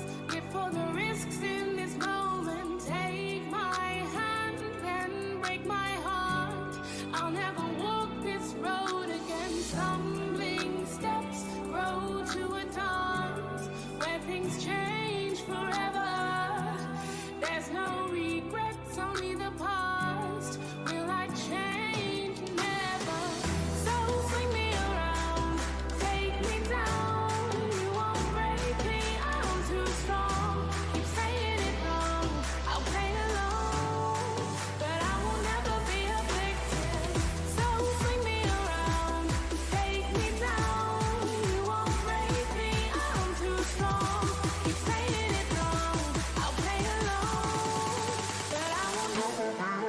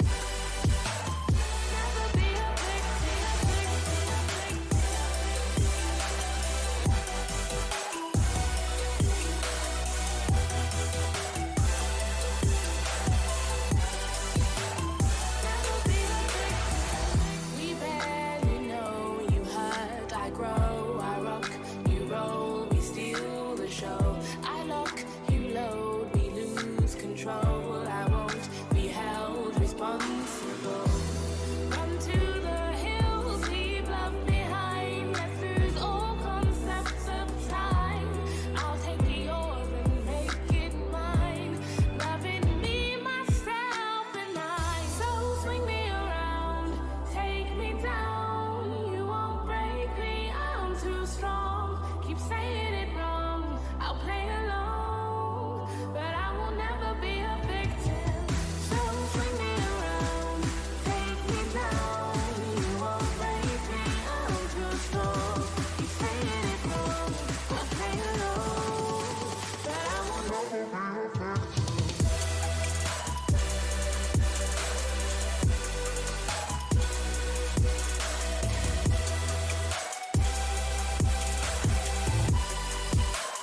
Never be a victim.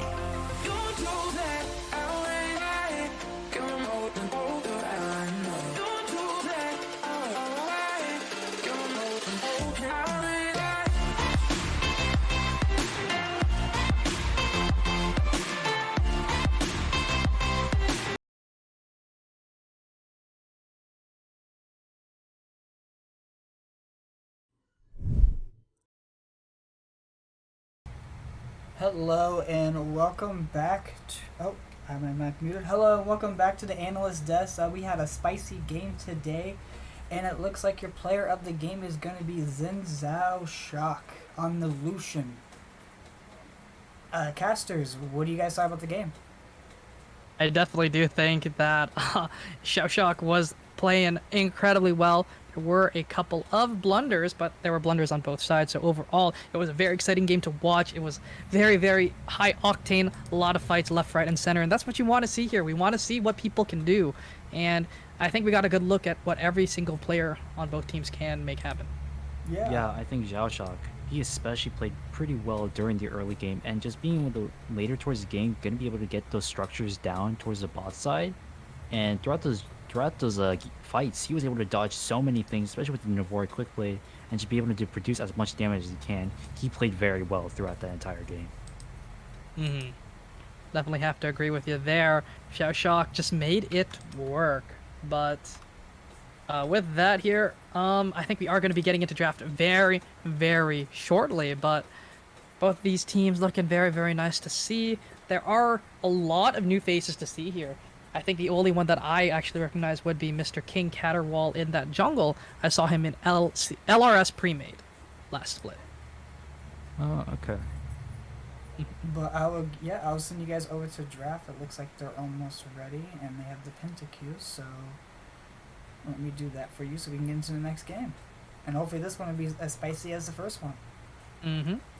We'll see how things happen here, both sides. But I think draft will start a little bit earlier, so we do see some. We are going to see the same picks and bans that were drafted beforehand. So we'll see. Well, now we can actually announce them. So we'll see what happens here. Yeah. And oh, actually no, they are going to do a completely new set of picks and bans from what happened last time. So there are a couple champs that are going to um be different from last time, but we'll see what happens. Yeah, but I think we're ready, right? We're ready to Yeah, we are do definitely this? ready to go whenever they are. But overall, that last draft that we did see looked a little fun. Um, there was a Lulu Jinx picked up last time, but we'll see what is actually going to be grabbed this time.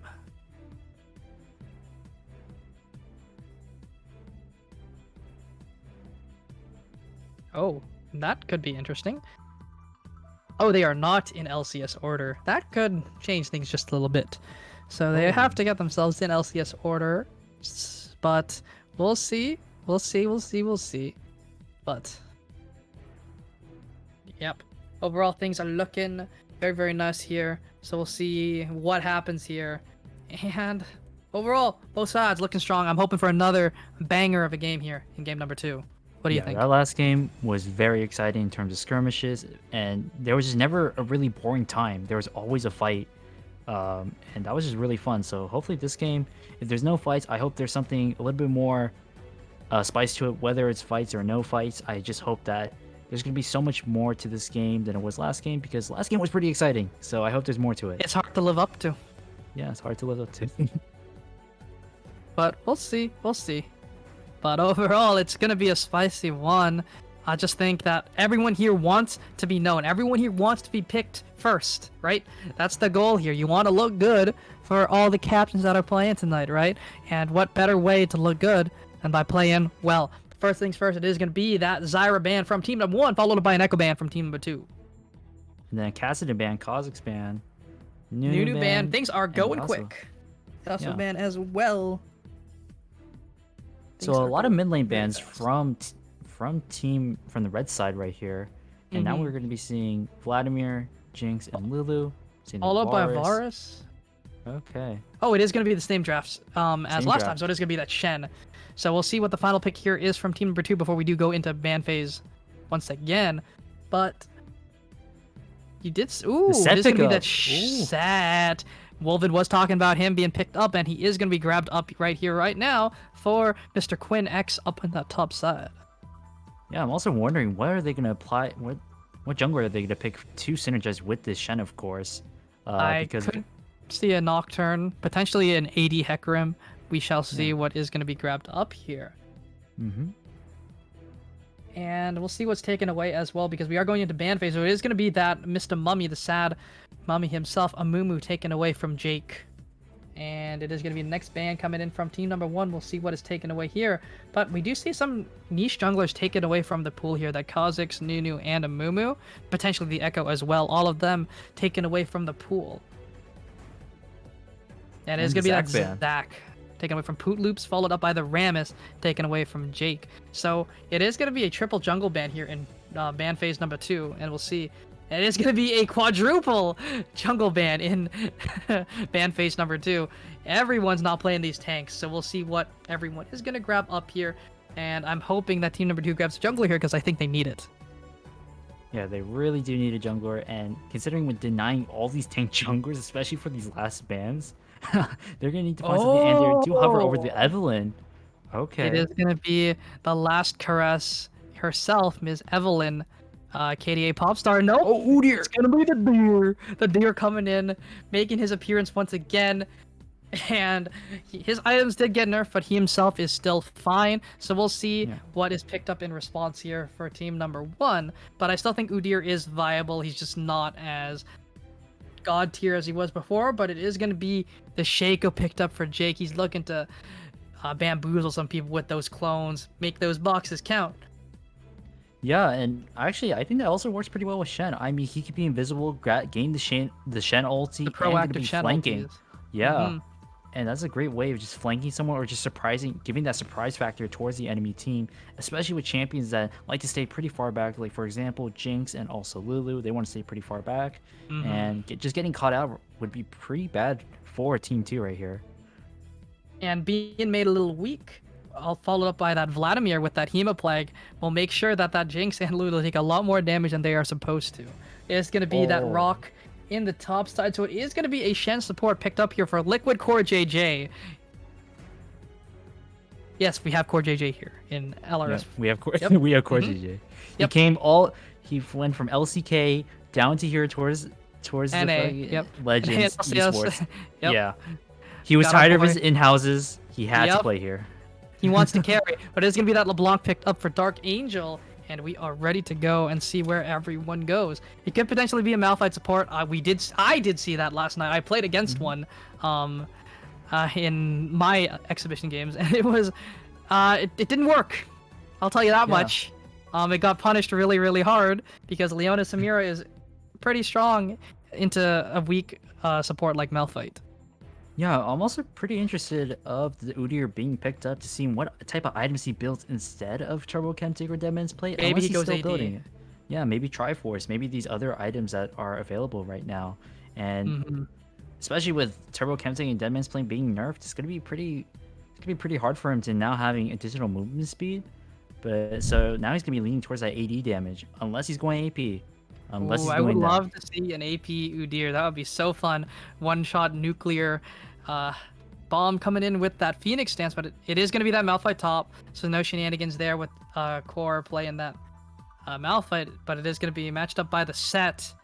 And Set is known for being pretty decent into these tankier picks because of his percent health damage on his Q, and he's most likely going to itemize into that Blade of the Rune King, followed up by the Udyr. And like you said, we'll see what build he does go. And same with the Shaco, he could either go 80 or AP. We shall see. But King Caterwall on that Vladimir, very exciting. Yeah, having a Shen support is going to be pretty unique down here towards the bot side. We do know And that it's Lulu, as well. yeah, Lulu's going to be poking a lot during the early game. But hopefully whenever, let's say, for example, Udyr goes to top side, Shen can find a way to gank and just counter gank that. And not only that, but Shaco could be there during that time as well. Just having the additional help from the support Shen is really great for Team 1 right here. And global pressure is important. We've mentioned this before, especially since Xiaoshok is a TF player from last game, although he was playing Delusion last time. Global pressure is important. And considering that these are exhibition games, being able to make things happen on the flick of a switch is going to be very important because you're able to take advantage of the lack of synergy that most of these players will have because they haven't played together very much. Yeah, both of these teams have in their own ways some type of AoE damage. We do have the Set ulti, but on the blue team, we also have Malphite, we have Vladimir, we have Shaco with his clone, but With the on boxes. but also on the red team, LeBlanc has a lot of AoE coming from her W, just dashing all around, and just gonna be a pretty hard champion to catch, but also Udyr is a great champion to catch people out as well. And LeBlanc is going to be very, very happy to have that Udyr with the gank setup there, able to land those ethereal chains for free. Very, very happy to do that one. And the Set also has a good amount of setup for Udyr as well. The Lulu, maybe not as much. They do have a bunch of slows, though, with that Jinx Zap with the Lulu, Polymorphin, as well as the shields. Able to keep things very, very slow and steady. And it's going to be very, very rough. Very, very rough laning phase for Minor Flaws and Core JJ there in the bot side. Yeah, in terms of early game, Vladimir won't be the best, especially in the mid lane against a LeBlanc, who LeBlanc constantly pokes a ton, and especially with the electrocute procs from her auto W auto, just going to be able to do that constantly. It's going to be pretty hard for King Caterwall to keep on constantly just trying to lane as much as he can, but towards later into the game, hopefully they'll be a lot better for him, especially in team fights, and just how much healing he could provide to himself. And, I mean, a Jinx with a Lulu is very, very scary, but if they're Hemoplague, they're going to be taking a lot of damage. That damage amp is pretty crazy. But And yeah, hopefully towards later into the game, Jinx and Lulu can just continue to scale constantly, but not only that, but like all these champions on the red team having their own ways of scaling and just trying to just constantly just not only amplify themselves in damage, but also the amount of shielding from the Lulu. And not only that, but additional shields from Quinks to himself with his W that just constantly scales over time. But not only that, but for the blue team, on the other hand, Shen's ult is going to keep on scaling and it's going to continue to be more and more of a nuisance to the red team. And with the changes that did happen to his ultimate recently, I do believe, it is now based on his max HP as well as AP instead of just AP. Yeah, and Shen builds a lot of HP items, so having that change to that type of way of scaling is really good for him. I would say it helps him out a lot. Max HP, that's exactly what you want on that Shen there. That's exactly what you're going to be building. So having that Stand United be HP based is going to be very, very helpful. It is now 28% of his max HP. Sure, it is support Shen, but 28% of a tank's max HP, I take that any day of the week. Yeah, and I wouldn't be surprised, especially in these team fights. We're gonna be having Malphite. Malphite's gonna be super aggressive throughout this game. Gonna be trying to look for picks onto the Jinx and LeBlanc will Lulu. never be able to kill him. Yeah, he won't ever LeBlanc be will able never. to. Yeah, and If he just can having survive that lane Channel, fights, yeah, and just having that Channel stacked on top of the Malphite ult whenever they're going in, it's gonna be super good for crowd control. Not only from the knockup, but from the Shen taunt, and who knows, maybe some extra slows from the Shaco knives. It could just come in at any time, and they could just flip the switch. Like they could be running away, They but can just counter engage. yeah, run just back counter in. engage right there. Yeah, and red team just has to know that and when to go and when to not go in, and just know when Malphite is going to be looking in towards an initiation. Exactly. That's going to be very, very important for him to deal with. And the Jinx is going to have to position immaculately. There's so much for her to worry about this entire game. Varus chains, Vladimir coming in from a flank, Malphite coming in from a flank, Shaco from out of vision, followed up by a Shen ultimate. It's going to be a living nightmare for any ADC player. But with that, we are going to head into a quick break as we do get ready for game number 2. And don't forget, hopefully predictions are still open. But if not, yeah, well, with that, we'll head over to a quick break, get things going, and let's go back.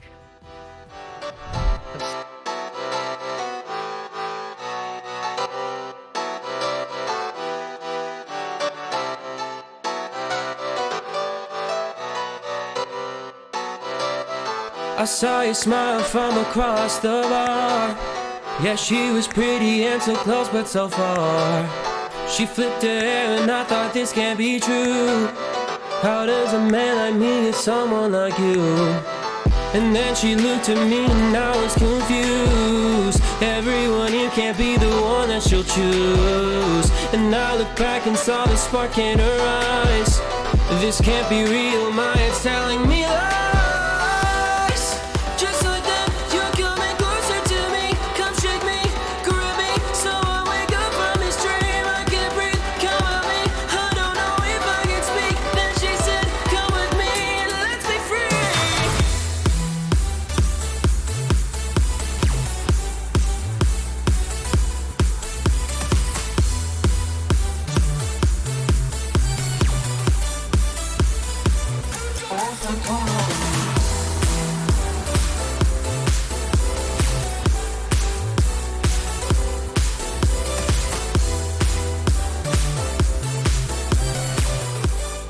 Alright, everyone, welcome back here. Exhibition game number 2 taking place right here, right now for us.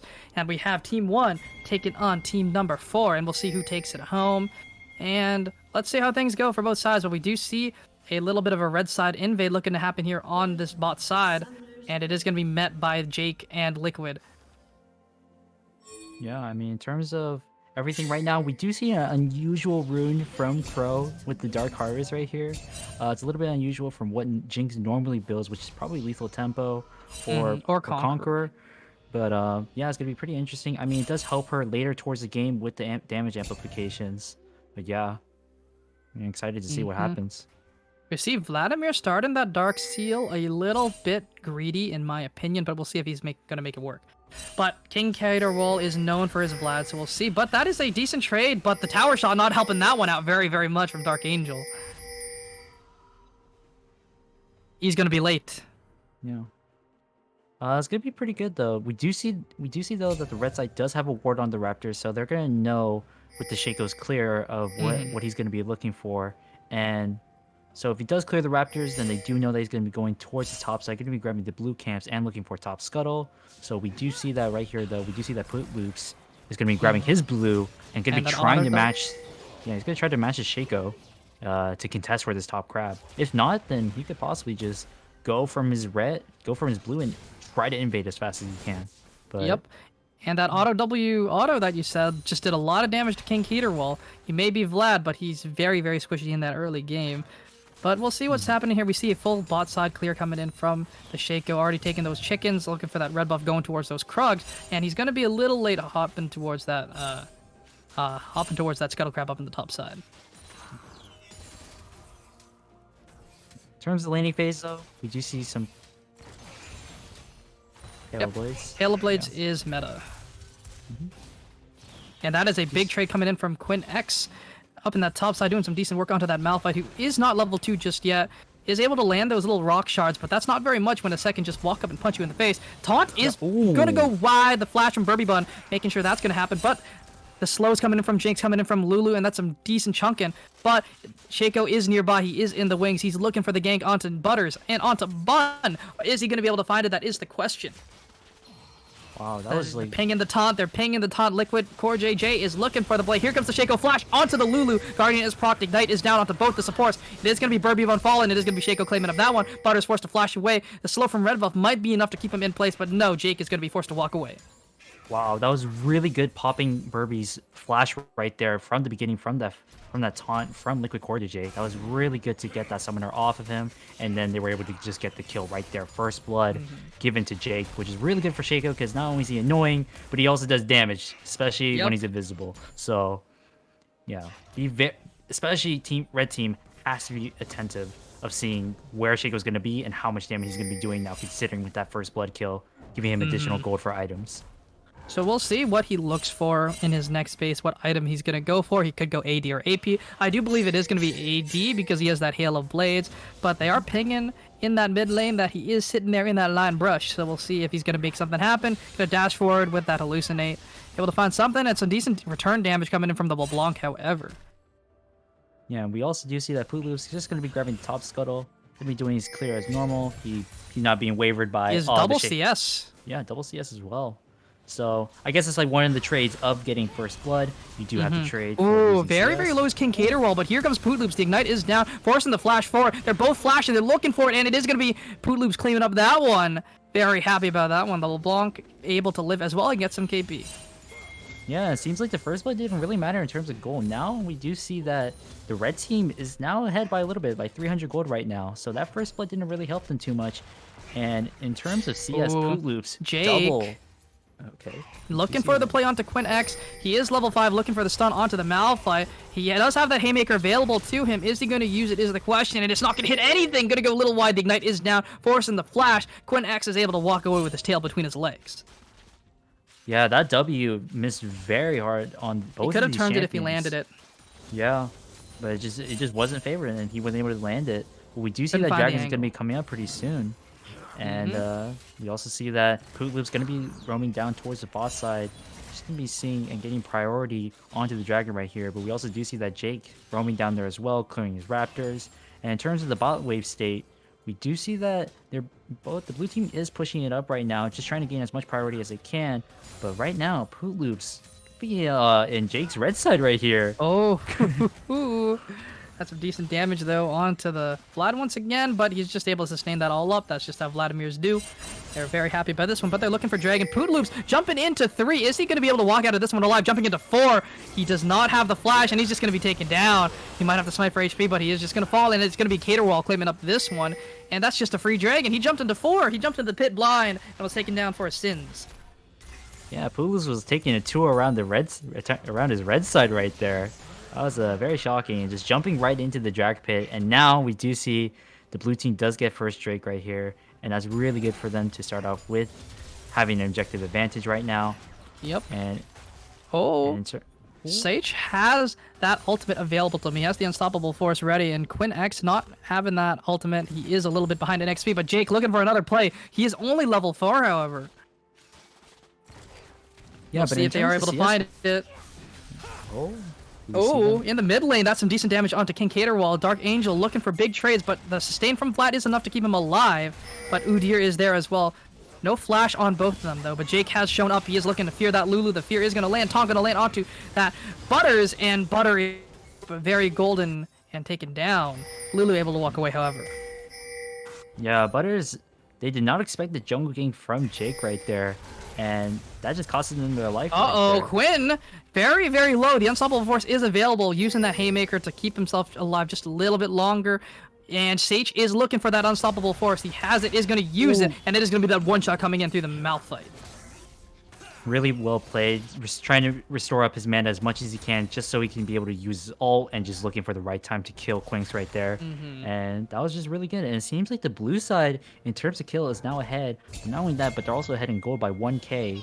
So it's looking pretty well for them throughout this early game. And they're just going to try to continue to scale. I mean, Oh, Vladimir's flash doing his best to away, scale. Sage forced Okay. to run for his life. Not happy, but he was able to claim that kill. Didn't have to expend his flash, but Quinx is very behind in both XP and minions. Or not very behind in minions, but very behind in XP. Yeah, but as I said, with these type of champions, Malphite, Vladimir, Shen, they want to continue to scale, and they're actually doing pretty well during the early game. I mean, they're not really losing too much, and not only Completely that, agree. but also King Caterwall is ahead in CS against Dark Angel. Yeah. Dark Angel should be having a lot more early game aggression, because not only did they kill him, but they also popped his flash off. So I expected to see more early aggression from Dark Angel, but it seems like that's not happening. Yep. Just wasn't able to find it. He's not willing to make something happen on his own just yet. The Vladimir is looking for that roam timer, is looking for Quinn X. Slowed down is he, and here comes that Malphite. Vladimir is in the back pocket right here, right now, and he's already at half health. Quinn X is going to be able to walk away, but Udyr is present, but the Hemoplague is there. Here comes that Haymaker, going to be dodged out with that pool. And the Sanguine Pool keeping Vladimir alive, and Chunkin set out of his own lane. But LeBlanc is walking up here as well, looking for the play. Pootloop's looking to try and find the stun, just barely able to. Here comes the LeBlanc, able to land one W, but it is not enough. That Mirage, just not able to do it. Yeah, the red team has to be careful. The Stand United is still up, so anytime they try to look for a fight, Stand United will Oh, always be there. looking on Jake, forcing the flash very low. Here comes that Sand United, as you said, but the Malphite ultimate onto two, unstoppable force. It is very unstoppable, and that is just going to be a free team fight win for the side of team number one. And on that backside, Minor Flaws is stuck on his own. He's going to be rooted to taking down very low. Here comes that ultimate. The Super Mega Death Rocket just not able to claim up that kill. Living on 1 HP, but here comes Dark Angel looking to maybe get some poke damage alive, but not able to find it. Yeah, that was a really good Stand United from Core DJ right there. Going to be able to help out Jake right there. But not only that, but I mean, Minor Floss was able to survive even from all the aggression. Dark Angel taking a lot of damage from King Caterwall, and that's half his HP gone. Yeah, in terms of kills right now, they are ahead by 5, the blue team. And in terms of gold, we do see that they're ahead by 1.4k. And it's looking pretty good for the blue team right now. In terms of 3 of them have bounties, 3 of them have already summoned their full out boots. We do see that Malphite has a full plated steel cast and Bomby Cinder. Shaco with his towards- Irony Boots of the City. Oh, that's a decent amount of damage onto Burby Bun there. And I do think that the Malphite is itemizing towards that Bramble Vest with that double cloth armor in his inventory. And right now, that Vlad is a very, very scary prospect, followed up by Jake, popping off in that jungle, able to find these ganks. He's behind in CS, he's down 2 levels, but he's making sure his team is ahead. Yeah, not only that, but we do see Jake could be clearing the Rift Tower right now. But in 30 seconds, Inferno Drake will be coming up, so he's going to have to clear that thing pretty fast. But we also see Poot Loop's going to be rotating over to try and prevent him from getting the Rift Herald. But, Gonna force him yeah. off of that one. But he But- still gets it. Yep. Oh, he did get it, but is forced to run away, not able to find a top gank like he probably wanted. But the dragon is up right here, right now, in just a couple seconds, and Shaco's just not going to be there in time. Yeah, in terms of the top lane, though, I do see so much aggression coming in from the Malphite. And not only that, but Quinks had to buy coal. So he's not going to looking for anytime soon. He just wants to CS as much as he can and just try to gain as much income so that he won't be behind too much against this Ooh, Malphite. but he's just getting poked over and over again, taking so much damage from those little rock shards being thrown at his face. And that is going to be the Dragon claimed up here for red side, able to be happy about that one. Shortening that Dragon lane, but this Rift Herald is summoned up in the top side, making sure this Malphite is going to stay ahead. Yeah, the way that Jake is playing towards his top and bot lane is really good. Not only did he provide a lot of help towards their bot laners, but also just grabbing the Rift Herald and giving him extra platings for Psych is really good to get Malphite ahead, getting his items. Are they going to and get the just- tower? They actually are going to be able to walk away with first tower already, forcing the set to farm in under his tier number 2. Okay. But that could work. So we've heard from our Mr. Producer Man over here that the Dark Harvest could potentially be working towards that Gale Force, the Gale Force Rapid Fire build, the utility Jinx. But we'll see what comes of it. It could work, but I do think that the Jinx really wants that Kraken Slayer, especially into that Malphite. Yeah, but it seems like it's been really hard for the Jinx to be able to get any of the Dark Harvest stacks, mostly because of how tanky Shen is and how much Minor Flaws is just going to be avoiding any type of chance of being low health to even give Dark Harvest procs at all. Just able to sustain through this lane very well. Has that refillable potion. Has the Doran's Blade just sustained and happily. And Lulu the Jinx just TP not able though. to output the damage. But the teleport is coming through in the bot side. Are they going to be able to find something here?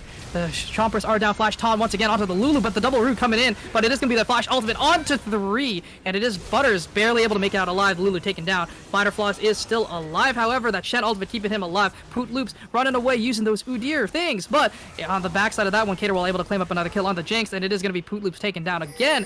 Minor Flaws is taken down by Dark Angel, but it is going to be Jake looking for the kill onto Dark Angel. That Ignite is down. The flash away. Is he going to be able to walk out of this one? He is able to be that trickster that LeBlanc is known for being, walking away from that one, just barely.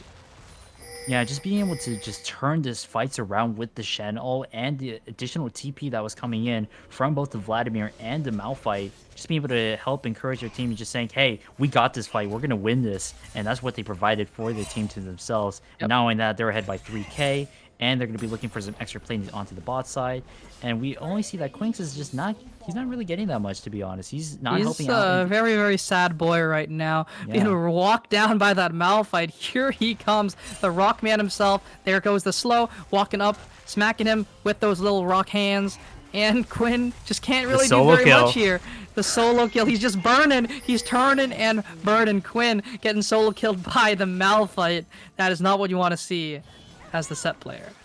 Yeah, and not only that, but in terms of, we also see that even though Shaco has all of these kills, in terms of CS though, we do see that Pulus is ahead in a very dominating amount of CS, but it doesn't really matter considering how much of a benefit Jake has been to helping out his team. And Vladimir already has Proto Belt. yeah, and it seems like this is what they wanted. They wanted Vladimir to scale well, and he's been getting, not only has he been scaling, but he's been getting additional kills to help him scale properly. And it's been looking pretty good for the blue team, ahead by 8 kills. And in terms of CS right now, he's still ahead. Yep. Very happy to be in the spot that he is. But the root is going to be landed, and King Caterwall looking to trade back, though, doing some decent damage. Has that empowered Q, that Crimson Flow, able to claim up another heal, so he is very happy. But Dark Angel able to land another change, and the Ignite is going to be landed. And is it going to be enough to take him down? It is not. The Hemo play keeping him alive. Yeah. Not only that, but in terms of builds towards the bot side, we do see that Varus already has a Dust Blade that's very good for lowering the ability haste whenever he buys additional legendary items. But not only that, but just having the extra lethality with Halo Blades. But not only that, we do see that Liquid Cortege already has his Locket, and Locket is super good, especially as Shen support. You want to have those additional shields to just help prevent from your teammates ever dying and from yourself to just keep on constantly tanking, and that's what you want. And we also do see that 30 seconds, Dragon is going to be coming in pretty soon. And this is going to be Ocean Soul, or the Ocean Soul is going to be the name of the game for this one. Both sides already have that one Drake to their names, so we'll see who's going to be able to claim up the second one. But it looks like it's going to be blue side claiming up Prio right here, right now. No TP on the Malphite, though. He's going to be forced to walk down towards the bot side. Set has his teleport available to him. And, I mean, right now, they're just going to be trying to gain as much priority as much as they can right here. That is the play here. Minor Flaw is able to walk away from that zap, but Udyr looking for something. Not able to find a Jake, able to walk away. That's some decent damage there onto Dark Angels with that Varus, with that arrow. But the Dragon is started up here. The Udyr has started up. King Caterwall is on the flank, doing some decent damage already. Does not, or has the Hemo Plague he's looking for. Shaco over the wall is able to find something, but he's going to be taken down. Caterwall not able to find anything. That's some decent damage, but he's dead too early, too late. Here comes that Haymaker onto the dragon, but Jake is very, very low, forced to go over the wall, but it is shutdowns coming through right here, right now. Everything is going crazy, and it is going to be that Shen trying to keep his ADC alive with that locket, and Poot Loops is just doing so much work here. Mana Floss flashing away, but that's one kill, maybe two. No, it is not. He's able to stay alive with that Dusk Blade, with the Invis, looking for the Q, looking for the steal. Oh, but it is going to be the LeBlanc claiming up that one, and Poot Loops just living on the skin of his teeth.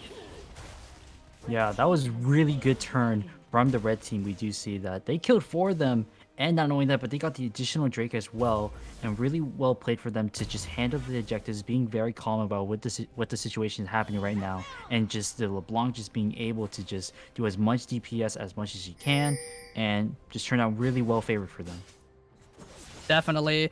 And Dark Angel was behind before, but he was able to find those key picks, was able to find the angles, take down Jake, take down King Caterwall. That's what you need to do as that LeBlanc. You need to be that sneaky assassin. You need to be able to find these angles.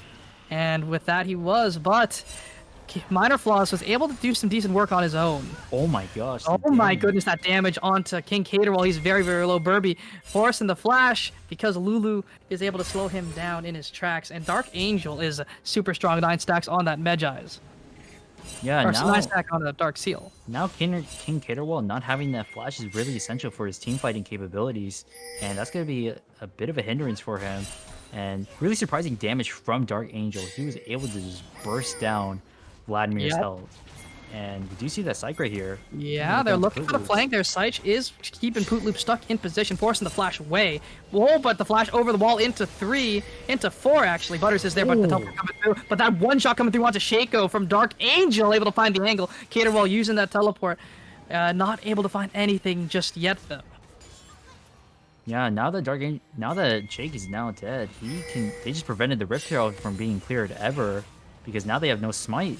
So they're pretty much the blue team is gonna have to be pushing up mid. They're gonna be trying to look for some way to earn any type of gold as much as they can. We do see that Queens is gonna keep constantly split pushing, because he's not winning any fights against the Malphite, so he's pretty much like, hey, I'm gonna keep on trying to get my coal stacks. Just gonna be doing as much as I can.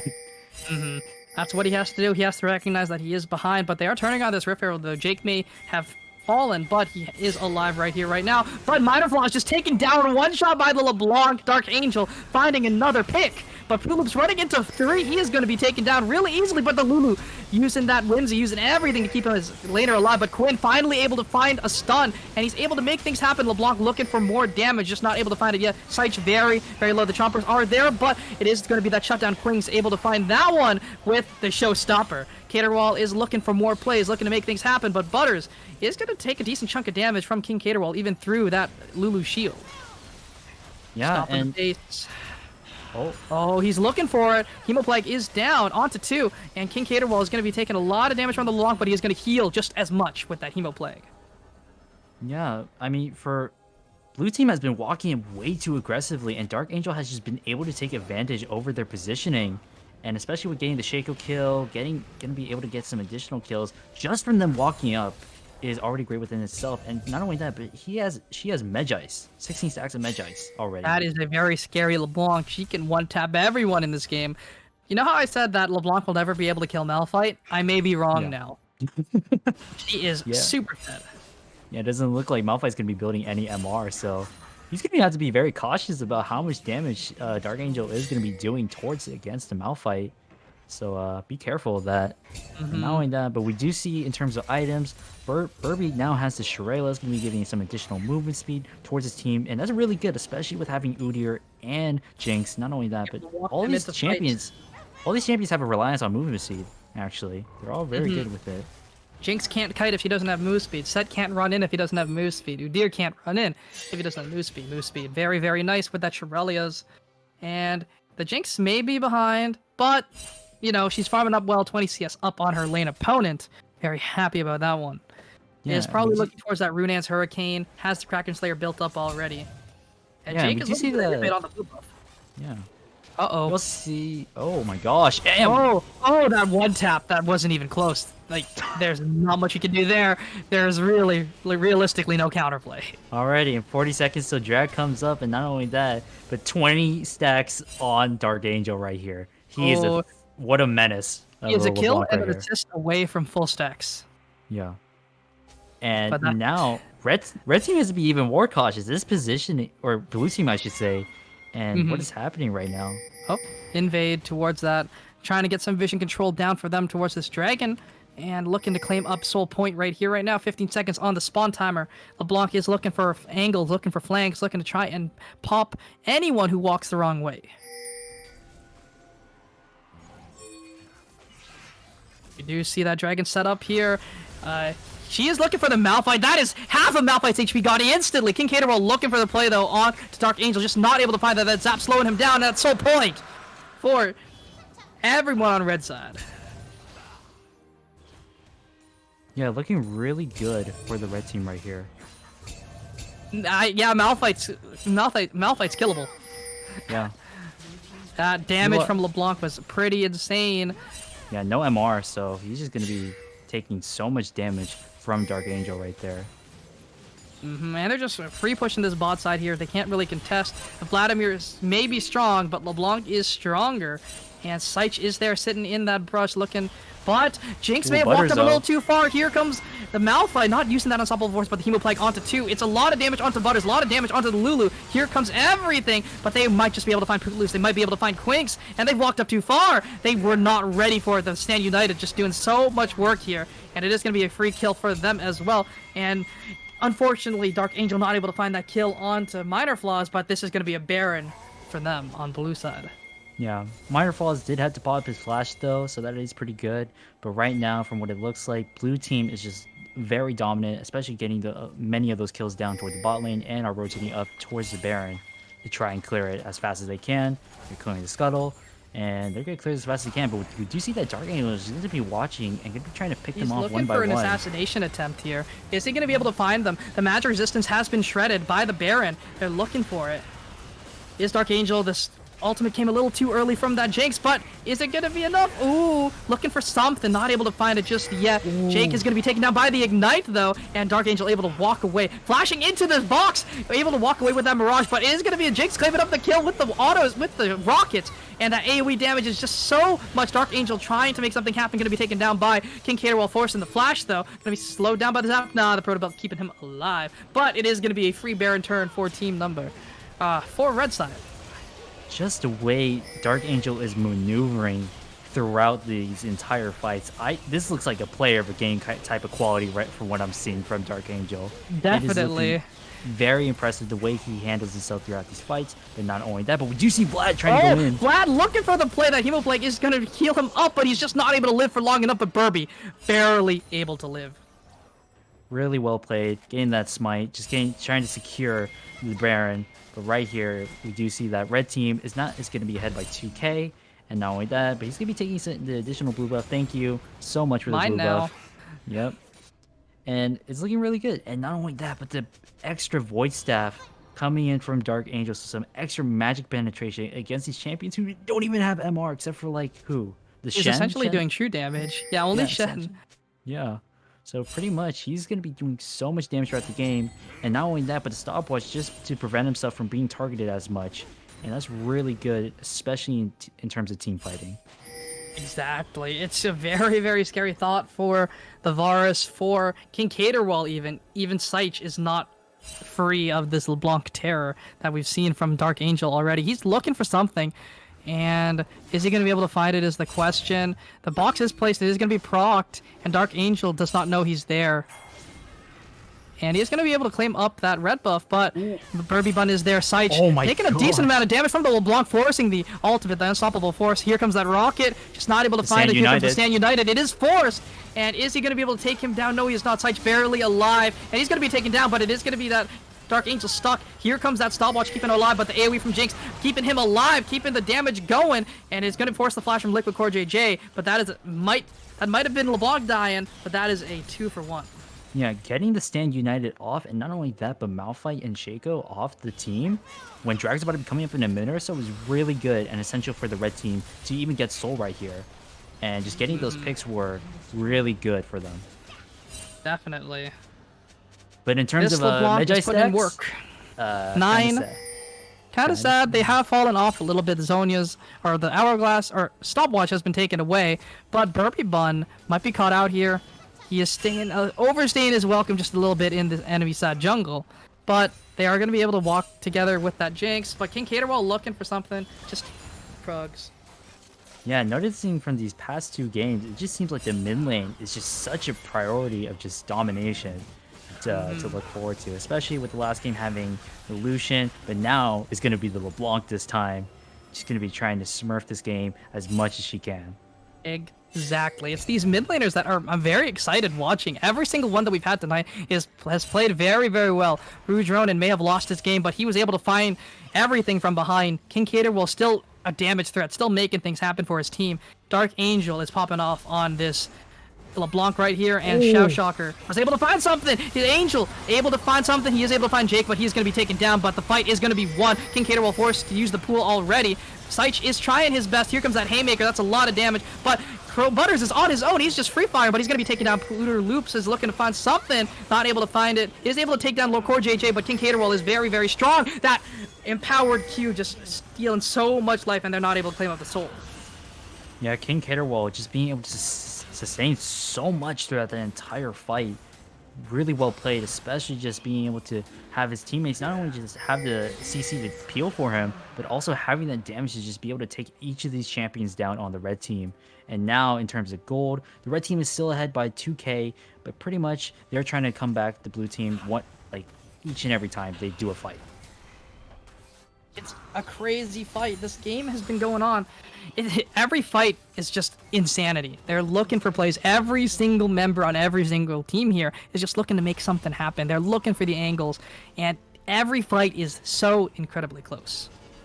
Yeah, and I do see that Burby Bun did get the Chemtech Putrefier really well played, especially with Vladimir being such a threat onto the blue side of the team, and it just seems like that he's also going to be a rising star mid laner from what it looks like. He's trying to rise up and just trying to even with Dark Angel, just being like, hey, I'm still here in the game. I'm still strong. Don't forget about me.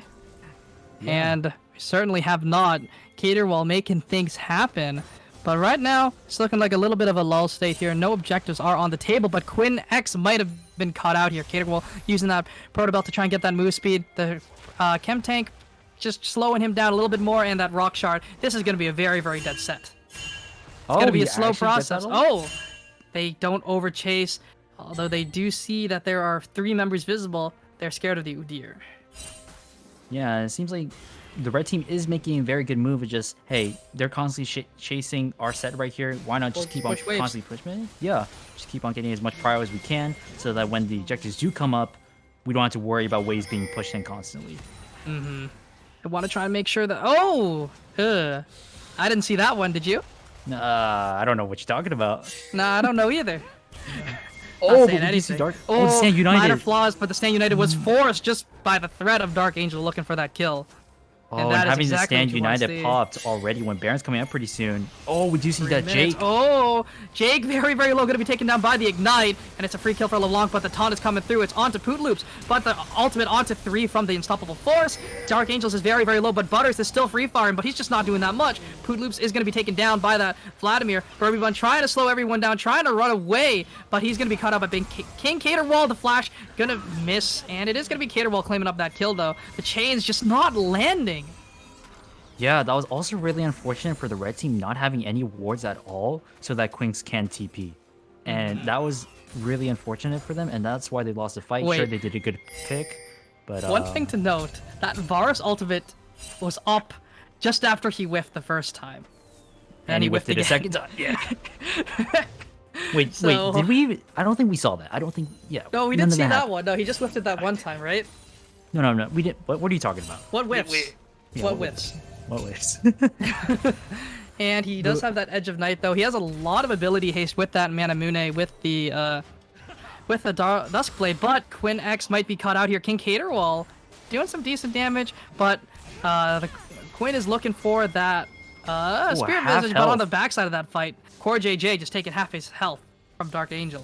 No contest. Yeah, in terms of builds right now, we do see that Dark Angel is going a little bit more defensive with the Zanyas, but however, as we can see from King Caterwall, he's going with the Rabadons. Oh, he is a very, very scary Vlad. Yeah, and that Rabadons does amplify his damage to so much that he's going to be such a threatening mid laner to be going against, especially in these team fights. And not clearing him, not like instantly targeting him is really bad within itself if you don't do it correctly. He needs to be taken down. He is that AoE. He is that damage debuff. He is going to make them take a lot more damage with that Hemo Plague, and he also does a lot on his own. And he's also not the squishiest member on the team. He has that Zhonya's Hourglass, is able to keep himself in that golden statue form with that little item there. Also has completed that Cosmic Drive. That is a very scary Vladimir. Yeah, we do see that Baron is up, but not only that, but 45 seconds in, the Dragon will be coming up as well. And not only that, we do see that both teams going to be revolving around towards the bot river. And both of them are just going to be in their respective places right here. And yeah, they're just trying to look for as much priority as we can. We do see the Dark Angel. Chain's just going to go barely wide. Might have found the pick there if they were able to land. But it is going to be them corralled towards this bottom quadrant here, towards that blue buff side. And it is going to be first move from the side of blue. But Jake taken to half health already from that LeBlanc, but has that red buff, has that sustain. Yeah, and I think Dark Angel is going to be trying to look for more angles against these people. As we can see, she's going through the tri-bridge, going to be going towards the red side of the jungle. They don't see and her. She's looking for a flank. They don't see her. Poot Loop's walking up a little far, though, taking some decent damage. Not able to break the Malphite shield, but the ultimate whiffs once again. And Quinnex in the middle of everyone is going to use that Haymaker. Jake is very, very low. Here comes that Showstopper. LeBlanc is looking for something, but it is going to be Vlad on that backside, taken down too. Poot Loop's trying his heart out, going to be taken down, and it is going to be Dark Angel trying to make something happen. Is he going to make it happen? That's so much damage, but the heal coming through, it is not enough. King Caterwall able to claim that one. And that is just going to be a team fight wipe for the side of blue side, and they're looking for that Baron. Yeah, this is what I was expecting. King Caterwall is going to continuously scale throughout the game, and look what he's become. 700 gold bounty menace right here as Vladimir, and not only that, but so much tank coming from Liquid Cortege and also from Psyche, from both playing Shen and Malphite, and it's just looking very dominant right now for the blue team. Not only that, but they're going to be ahead by 1k, and also grabbing the Baron buff as well. He 1v1 or 1v2 the backside of the fight very, very easily, not even breaking a sweat there, making it look easy, even though directed cam didn't want me to look there. But it was looking like a team fight win for the side of red when it was just everyone but Vladimir. But as soon as that man showed his face, things went south real quick. Yeah, I mean, in terms of angles, like Dark Angel, like had the right process. Like I'm gonna try to look for some angles and just see if there was any way. But then his backline got 1v2'd. Yeah, but backline, the Vladimir just one-shotted them. I didn't even see them. I didn't even had it on my screen, and they just got died. Yeah. I mean, there's not really much you can do against the Vlad as that Jinx, as that Lulu. You guys are just, a little squishy. Not really much. Yeah. That now is, we do see Vladimir with the Cosmic Drive going to be having some extra mobility as well with the Hextech Proto Bell, and just having the additional AP gives the additional movement speed, and it's just going to be super. It just synergizes super well with his items right now and just his kit in general. Exactly. He's very, very happy with the setup he's gotten himself in right now. The Death Cap, the Proto Belt, the Zonia's just to keep himself a little bit safe, and Cosmic Drive just gives him more move speed, more ability. Haste, that is what you want. Because Vladimir is going to be zooming around the map, zooming around these team fights, doing a crap ton of damage.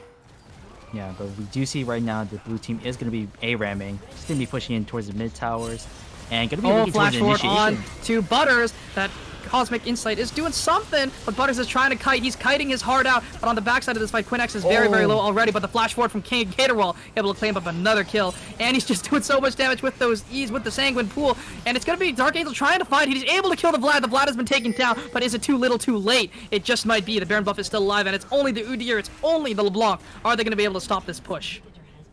Yeah, this is looking pretty hard for the red team to even look for any opportunities to try and get these kills. I mean, we do see how big Malphite is and having so much full HP right now. Oh, but we do see Minor Flaw is going to be getting killed. Minor Flaw is very low, taken down, but it is going to be an exchange kill collected by Mr. Jake himself. And Poot Loops just can't really do very much here. He's just a tank. He may be strong, he may be thick, but he is not a damage dealer, and he's going to be able to make it to his fountain just barely alive. But this is looking like the end of the game here. Yeah, not only that, but if they don't end the game, I mean, they still have TP from Vladimir in case they don't win. But it looks... but they're trying to prevent this from ending. They're shredding! Jinx is shredding! She's opening up! Is this Twitch? I see. No, it is not. The Super Mega Death Rocket is going to go wide. It's only going to land on Sight, but they were able to stop that game-ending push. Yeah, really great from the Jinx, especially with the Runas and the Rocket AoE, just doing as much as he can to prevent from this game from ending. But we do see that in terms of gold, the blue team is ahead by 3k, so they're still dominating. And right now, the red team has to be even more defensive considering how much they have lost, especially from the mid lane. They've lost everything. This is one backdoor away from pretty bad. There is a ward sitting on that middle inhibitor, so Vladimir could just look for that teleport. Malphite could look for that teleport and just end the game. The Vladimir has a lot of AP right now, so I wouldn't put Yeah. it past him to just three-shot that Yeah. Nexus. Yeah, but both of these teams are at soul point, and guess what? Drag is about to come up in about a minute or so. So looking for this drag is very essential for whatever team they are looking for, especially Ladder since this is falls? Ocean Soul. Like Vladimir wants Ocean Soul. He That is wants to heal. crazy. Minor Flaws has purchased that Guardian Angel, so even if Dark Angel's able to find that angle, he is still going to be able to make something happen because, having that Guardian Angel just keeps him alive for just that little bit longer, maybe get out that extra arrow, maybe get out that ultimate. We'll see if it's enough, though. Yeah, but Malphite has been has been super tanky throughout all these fights, and he has yet to he's been barely dying throughout all this. And Jinx does it's no been- damage to him, but she does damage to everyone else. Yeah, it's been really hard for the red team to try and look for anything because Malphite's just a behemoth. He's just right in Oh, front of them. Dark in Angel their looking eyes. for the 1v1 onto Cater Wall, but he's going to be taken Flash. down. Flash away. Is he going to live? That is the question. They're looking for the return kill, but it is going to be King Cater Wall claiming that one. They're just not able to find it. Great stand united from Liquid Coordinator to prevent him from dying as much as he can, but not only that, but the Malphite all coming in from Psych as well. And it was a close attempt from Burberry Bun to just, I'm going to flash ulti my LeBlanc so that he won't die, but guess what? LeBlanc's dead. So, Yeah. And now, not only that, but they do get the drag, and in terms of gold, they're ahead by 3k. Soul point, or Also soul, I'm soul. sorry. Ocean soul Yeah. for the side of the Vladimir, and that is a very, very, very, very scary prospect. That is stuff of nightmares, and this could just end any second now. I think it's pretty much over. Yeah, we do see that the red team has to play very defensive right now. They can't even afford to walk up without Dark Angel being around, mostly because... Psych is just walking up, face tank and everything. He's just walked into that tower, didn't even care, didn't even break his shield. Yeah, he's just relaxing. He's This like, man I is got Thormail, I unkillable. got Warmogs, I got Frozen Heart. I can relax. But we do see that Pulu's gonna be Oh, trying to Pulu's initiate. looking for something. Yeah, the stun on the Malphite does a lot. Flashing on to the Varus. Is it going to be enough? The pullback. Here comes that ultimate from the set onto Minor Flaws, but it just doesn't do enough. And the ultimate coming through Unstoppable Force. Is it going to be enough? No. Sight's going to be able to take down the Oh, set. Butters. But Butters is free fire, and Butters is opening up, and it's going to be so much damage. But King Caterwall TP, and he's looking for the end. Is he going to be able to ports. fight it is the question. They cannot port. They're looking for it. He's trying. Dark Angel just doesn't have the damage, and it is going to be the backdoor from King Caterwall to end this game. Super impressive from both the teams in their terms of aggression, but not only that, player of the game, man. Like, Dark Angel did try his best, but we did see that King Caterwall. Man, he clutched through later towards the game. It was a little bit of a struggle for him towards the mid, but later as he progressed and as he kept on scaling, King Caterwall just pulled through. Amazing for Definitely. him. That is exactly what happened. And King Caterwall started the game ahead, and he ended the game ahead. That is insanity. That Vladimir just popping out damage left, right, and center. It was looking pretty scary for a second there. Dark Angel was that beacon of hope, but unfortunately, LeBlanc fell off. That's just what happens when you play assassins. Not only that, but Psych, man, playing as Malphite, like Quinks Yeah. couldn't do anything throughout the entire So- game. One thing to note, I think Butters took Dark Harvest, so I think I'd even Conquer or Lethal Tempo, he would have been shredding things a little bit faster. Yeah. And the Dark Harvest just didn't really do too much, Yeah. honestly. I think both the bot laners weren't really as relevant compared to Liquid Core GJ, for example. I think Liquid Core GJ had so much presence throughout the entire team fights because of his ult. The Stand United was able to help out so much. And Burby Bun did have his moments, but it wasn't just as much as Liquid Core GJ helping out King Caterwall to clutch through all those team fights. Mm-hmm. And the Stand Uniteds, some of them were used to keep his ADC alive, but Yeah. they worked. They made sure that everyone stayed alive. And King Caterwall was just able to make things happen with a little Shen in his back pocket. But I gotta give props to Dark Angel, trying his heart out, trying to make things happen. Just unfortunately was not enough. Yeah, I think Dark Angel tried his best, especially when it came to positioning from the blue team. Blue team kept on getting caught out so many times, and he also prevented from the red from the blue team to even get Baron, and he tried his Definitely. best, and that was very commendable from the LeBlanc. And not only that, but it was just it was like a one man game for him. He was doing as much as he Hmm. can, and and there was Lulu sometimes trying to ult, but it was just a one man show from LeBlanc. Butters was making things happen later in the game because that's just how Jinx does, but Dark Harvest not really making it happen, and I think that was more of a misclick rather than him actually thinking it was good. And with that though, predictions should be or not predictions, sorry. Player of the game vote should be open very, very soon. And with that, we'll send it over to a quick break as we let you guys take a little vote, see who wins player of the game there.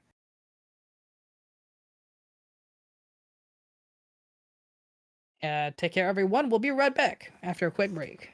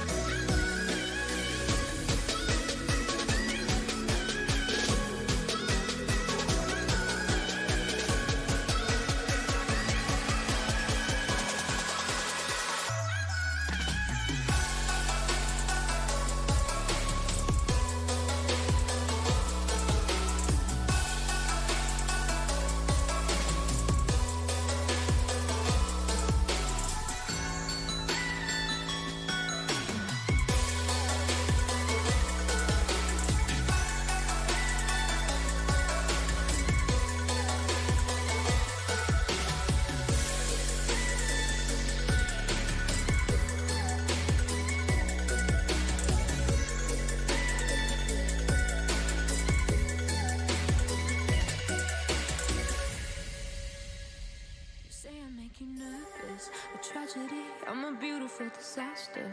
A reckoning, you wonder how I got this way.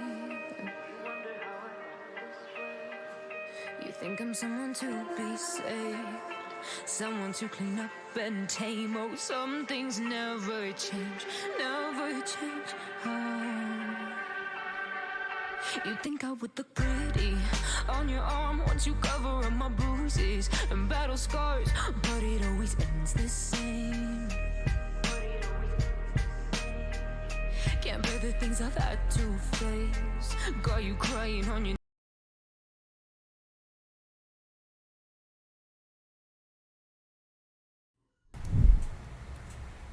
Okay, and it looks like our player of the game is going to be Minor Flaws V2 on the VARs, going 4, 5, and 21. That was some game. Definitely. That was a crazy one. game was insane, I have to say. They almost came back. The comeback was real. Yeah, Definitely can say I, that again. Yeah, but I think Vars' survivability throughout the game, only dying 5 times, was actually pretty surviving. Was actually pretty surprising. I thought he would die a lot more times, but having the GA later towards the game, and not only that, but just positioning very well was very good for him. Yeah, no, I Considering do the agree. attempts on his life, yes. No, I know he had a couple of mistakes was missing a lot of his R's, but other than that, he was just able to survive, able to just to poke, able to do as much damage as possible for the Vladimir to just go and just clean up the way he did. Yeah. And then, but you have to give props to the Blanc. Dark Angel was insane on that Yeah, champion. Dark Angel tried his best. Like he was Definitely. able to take advantage of people's positioning and just being like, okay, I can turn this into a benefit for our team, and just stopping that Baron, especially from on the blue side when they were trying to look for it, really well played from Dark Angel. Any tips you have for any of the players, like for both games? Check your ruins before the game starts. That's about it. Yeah, I have to say that. I don't think Dark Harvest on Jinx was the way to go. I Yeah. think if she had, if they would have brought either Conqueror or Lethal Tempo, a Lethal Tempo probably would have been the better result here, since they wanted to go Yeah. for the scaling game. But if they would have brought that, I think the game would have been a lot different. In my opinion, I think Jinx would have been able to just shred through the enemy team's comp Yeah. just really easy. Because as you saw, she had Lord Doms, she had the IE, she had the Kraken Slayer, and she also was going into an Executioners as well for the Vladimir. So she was able to shred not only Shen and Malphite, but also Vladimir as well. Definitely. Yeah, although she can shred, she's a double-edged sword. So she was able to also get shredded as well from the Vladimir. Vladimir was able to just constantly doing so much damage to the back line and was able to just provide so much damage. And it was really good. And not only that, but they also had the sustain from Core DJ. And not only that, but Psyche just being a massive Malphite presence, just walking all over them, just being, hey, I'm just so tanky. Like, what can you do against me? I'm taking way too much of your guys' damage. So, really well played with it. Before we head off and end the stream, one thing I have to ask you guys: any tips for the captains of the LRS draft? Any players you saw that were out of this world? I think mid lane is going to be a huge prio pick this draft. All mid laners, even Rogue Rowan, who had a hard time on the Zed in the beginning of the game, was still just popping off. And Definitely. and the way he itemizes like on top of that, which is amazing. And then of course you had King Cattle on the Vladimir, and then you had Dark Angel on the LeBlanc. And normally you don't see LeBlanc, so that right there tells you that Dark Angel knows how to play assassin-based champions. And Yeah, this also meta, even though Ronan- she's not meta. Yeah, also Rogue, you barely ever see Zed. That's true And too. he picked Yeah. that champion out. And yeah, I was very surprised by seeing how high level these or how well these mid laners were playing. And especially throughout all these games, I did notice though that positioning was one of the things that were like one of the flaws, but also one of the benefits to some of the other teams as well. And just I think having better communication when it comes to, oh, we're going to be approaching this and I should have someone walk up with me rather than just be, okay, I'm gonna solo walk this by myself and have LeBlanc just solo kill me right there. And it could be it could be the result of these players never play with each other because this is the expedition games, and I'm really curious to see how the draft's gonna go and how all these players are going to evolve, because you can see a lot of potential from literally from both from all 4 teams we saw play the game. It's just so much potential. Yeah. Like, I just think everyone here looked really, really good. Obviously, blunders aside, I think every player showed potential, and that's incredible. 'Cause there are definitely, like, the playing ground isn't even here. There's going to be some teams with some really good tops, some really good mids. It's never going to be completely even. No one's going to have the best on every single team. So it's going to be how you play these drafts out. You're going to have to think about what you want. Think about what's more important to you as a team, as a captain. What do you want? What kind of game do you want to play? What side do you want to play towards? That's really, really what matters. Yeah, also I'm very surprised by some of the people that went off their roles, especially Pratoga, for example, not being in the support role, playing his jungle role, and very surprising to see him doing his best as much as he can as Fiddlesticks. And it was a great attempt. And I will say, though, you should consider those type of players who are willing to take that step of getting out of their comfort zone and playing for some other off role that they don't usually play. Yeah, I know. I do Definitely. agree. Before we head out from the stream, don't forget to tune in tomorrow. It is the first week of the LAS pre-made teams going at it. So be sure to tune in tomorrow, and then who's the streamer tomorrow? Do you guys know? I will be. You're the streamer I will tomorrow? be the Okay. streamer. And then Yes. well, Kobo here would be the streamer for tomorrow, so you guys get to see his beautiful and wonderful face tomorrow. Yeah. And also, I would be in the pre-med, but I don't think my team's being streamed. So maybe you get to see me play once in soon. Maybe not. I don't know. I don't know how the streams. I haven't looked at the stream schedule yet, but you get to see me play. Definitely. Mm-hmm. But until then, guys, we'll see you all tomorrow. Have a good night, everyone. Yep. Have a good night.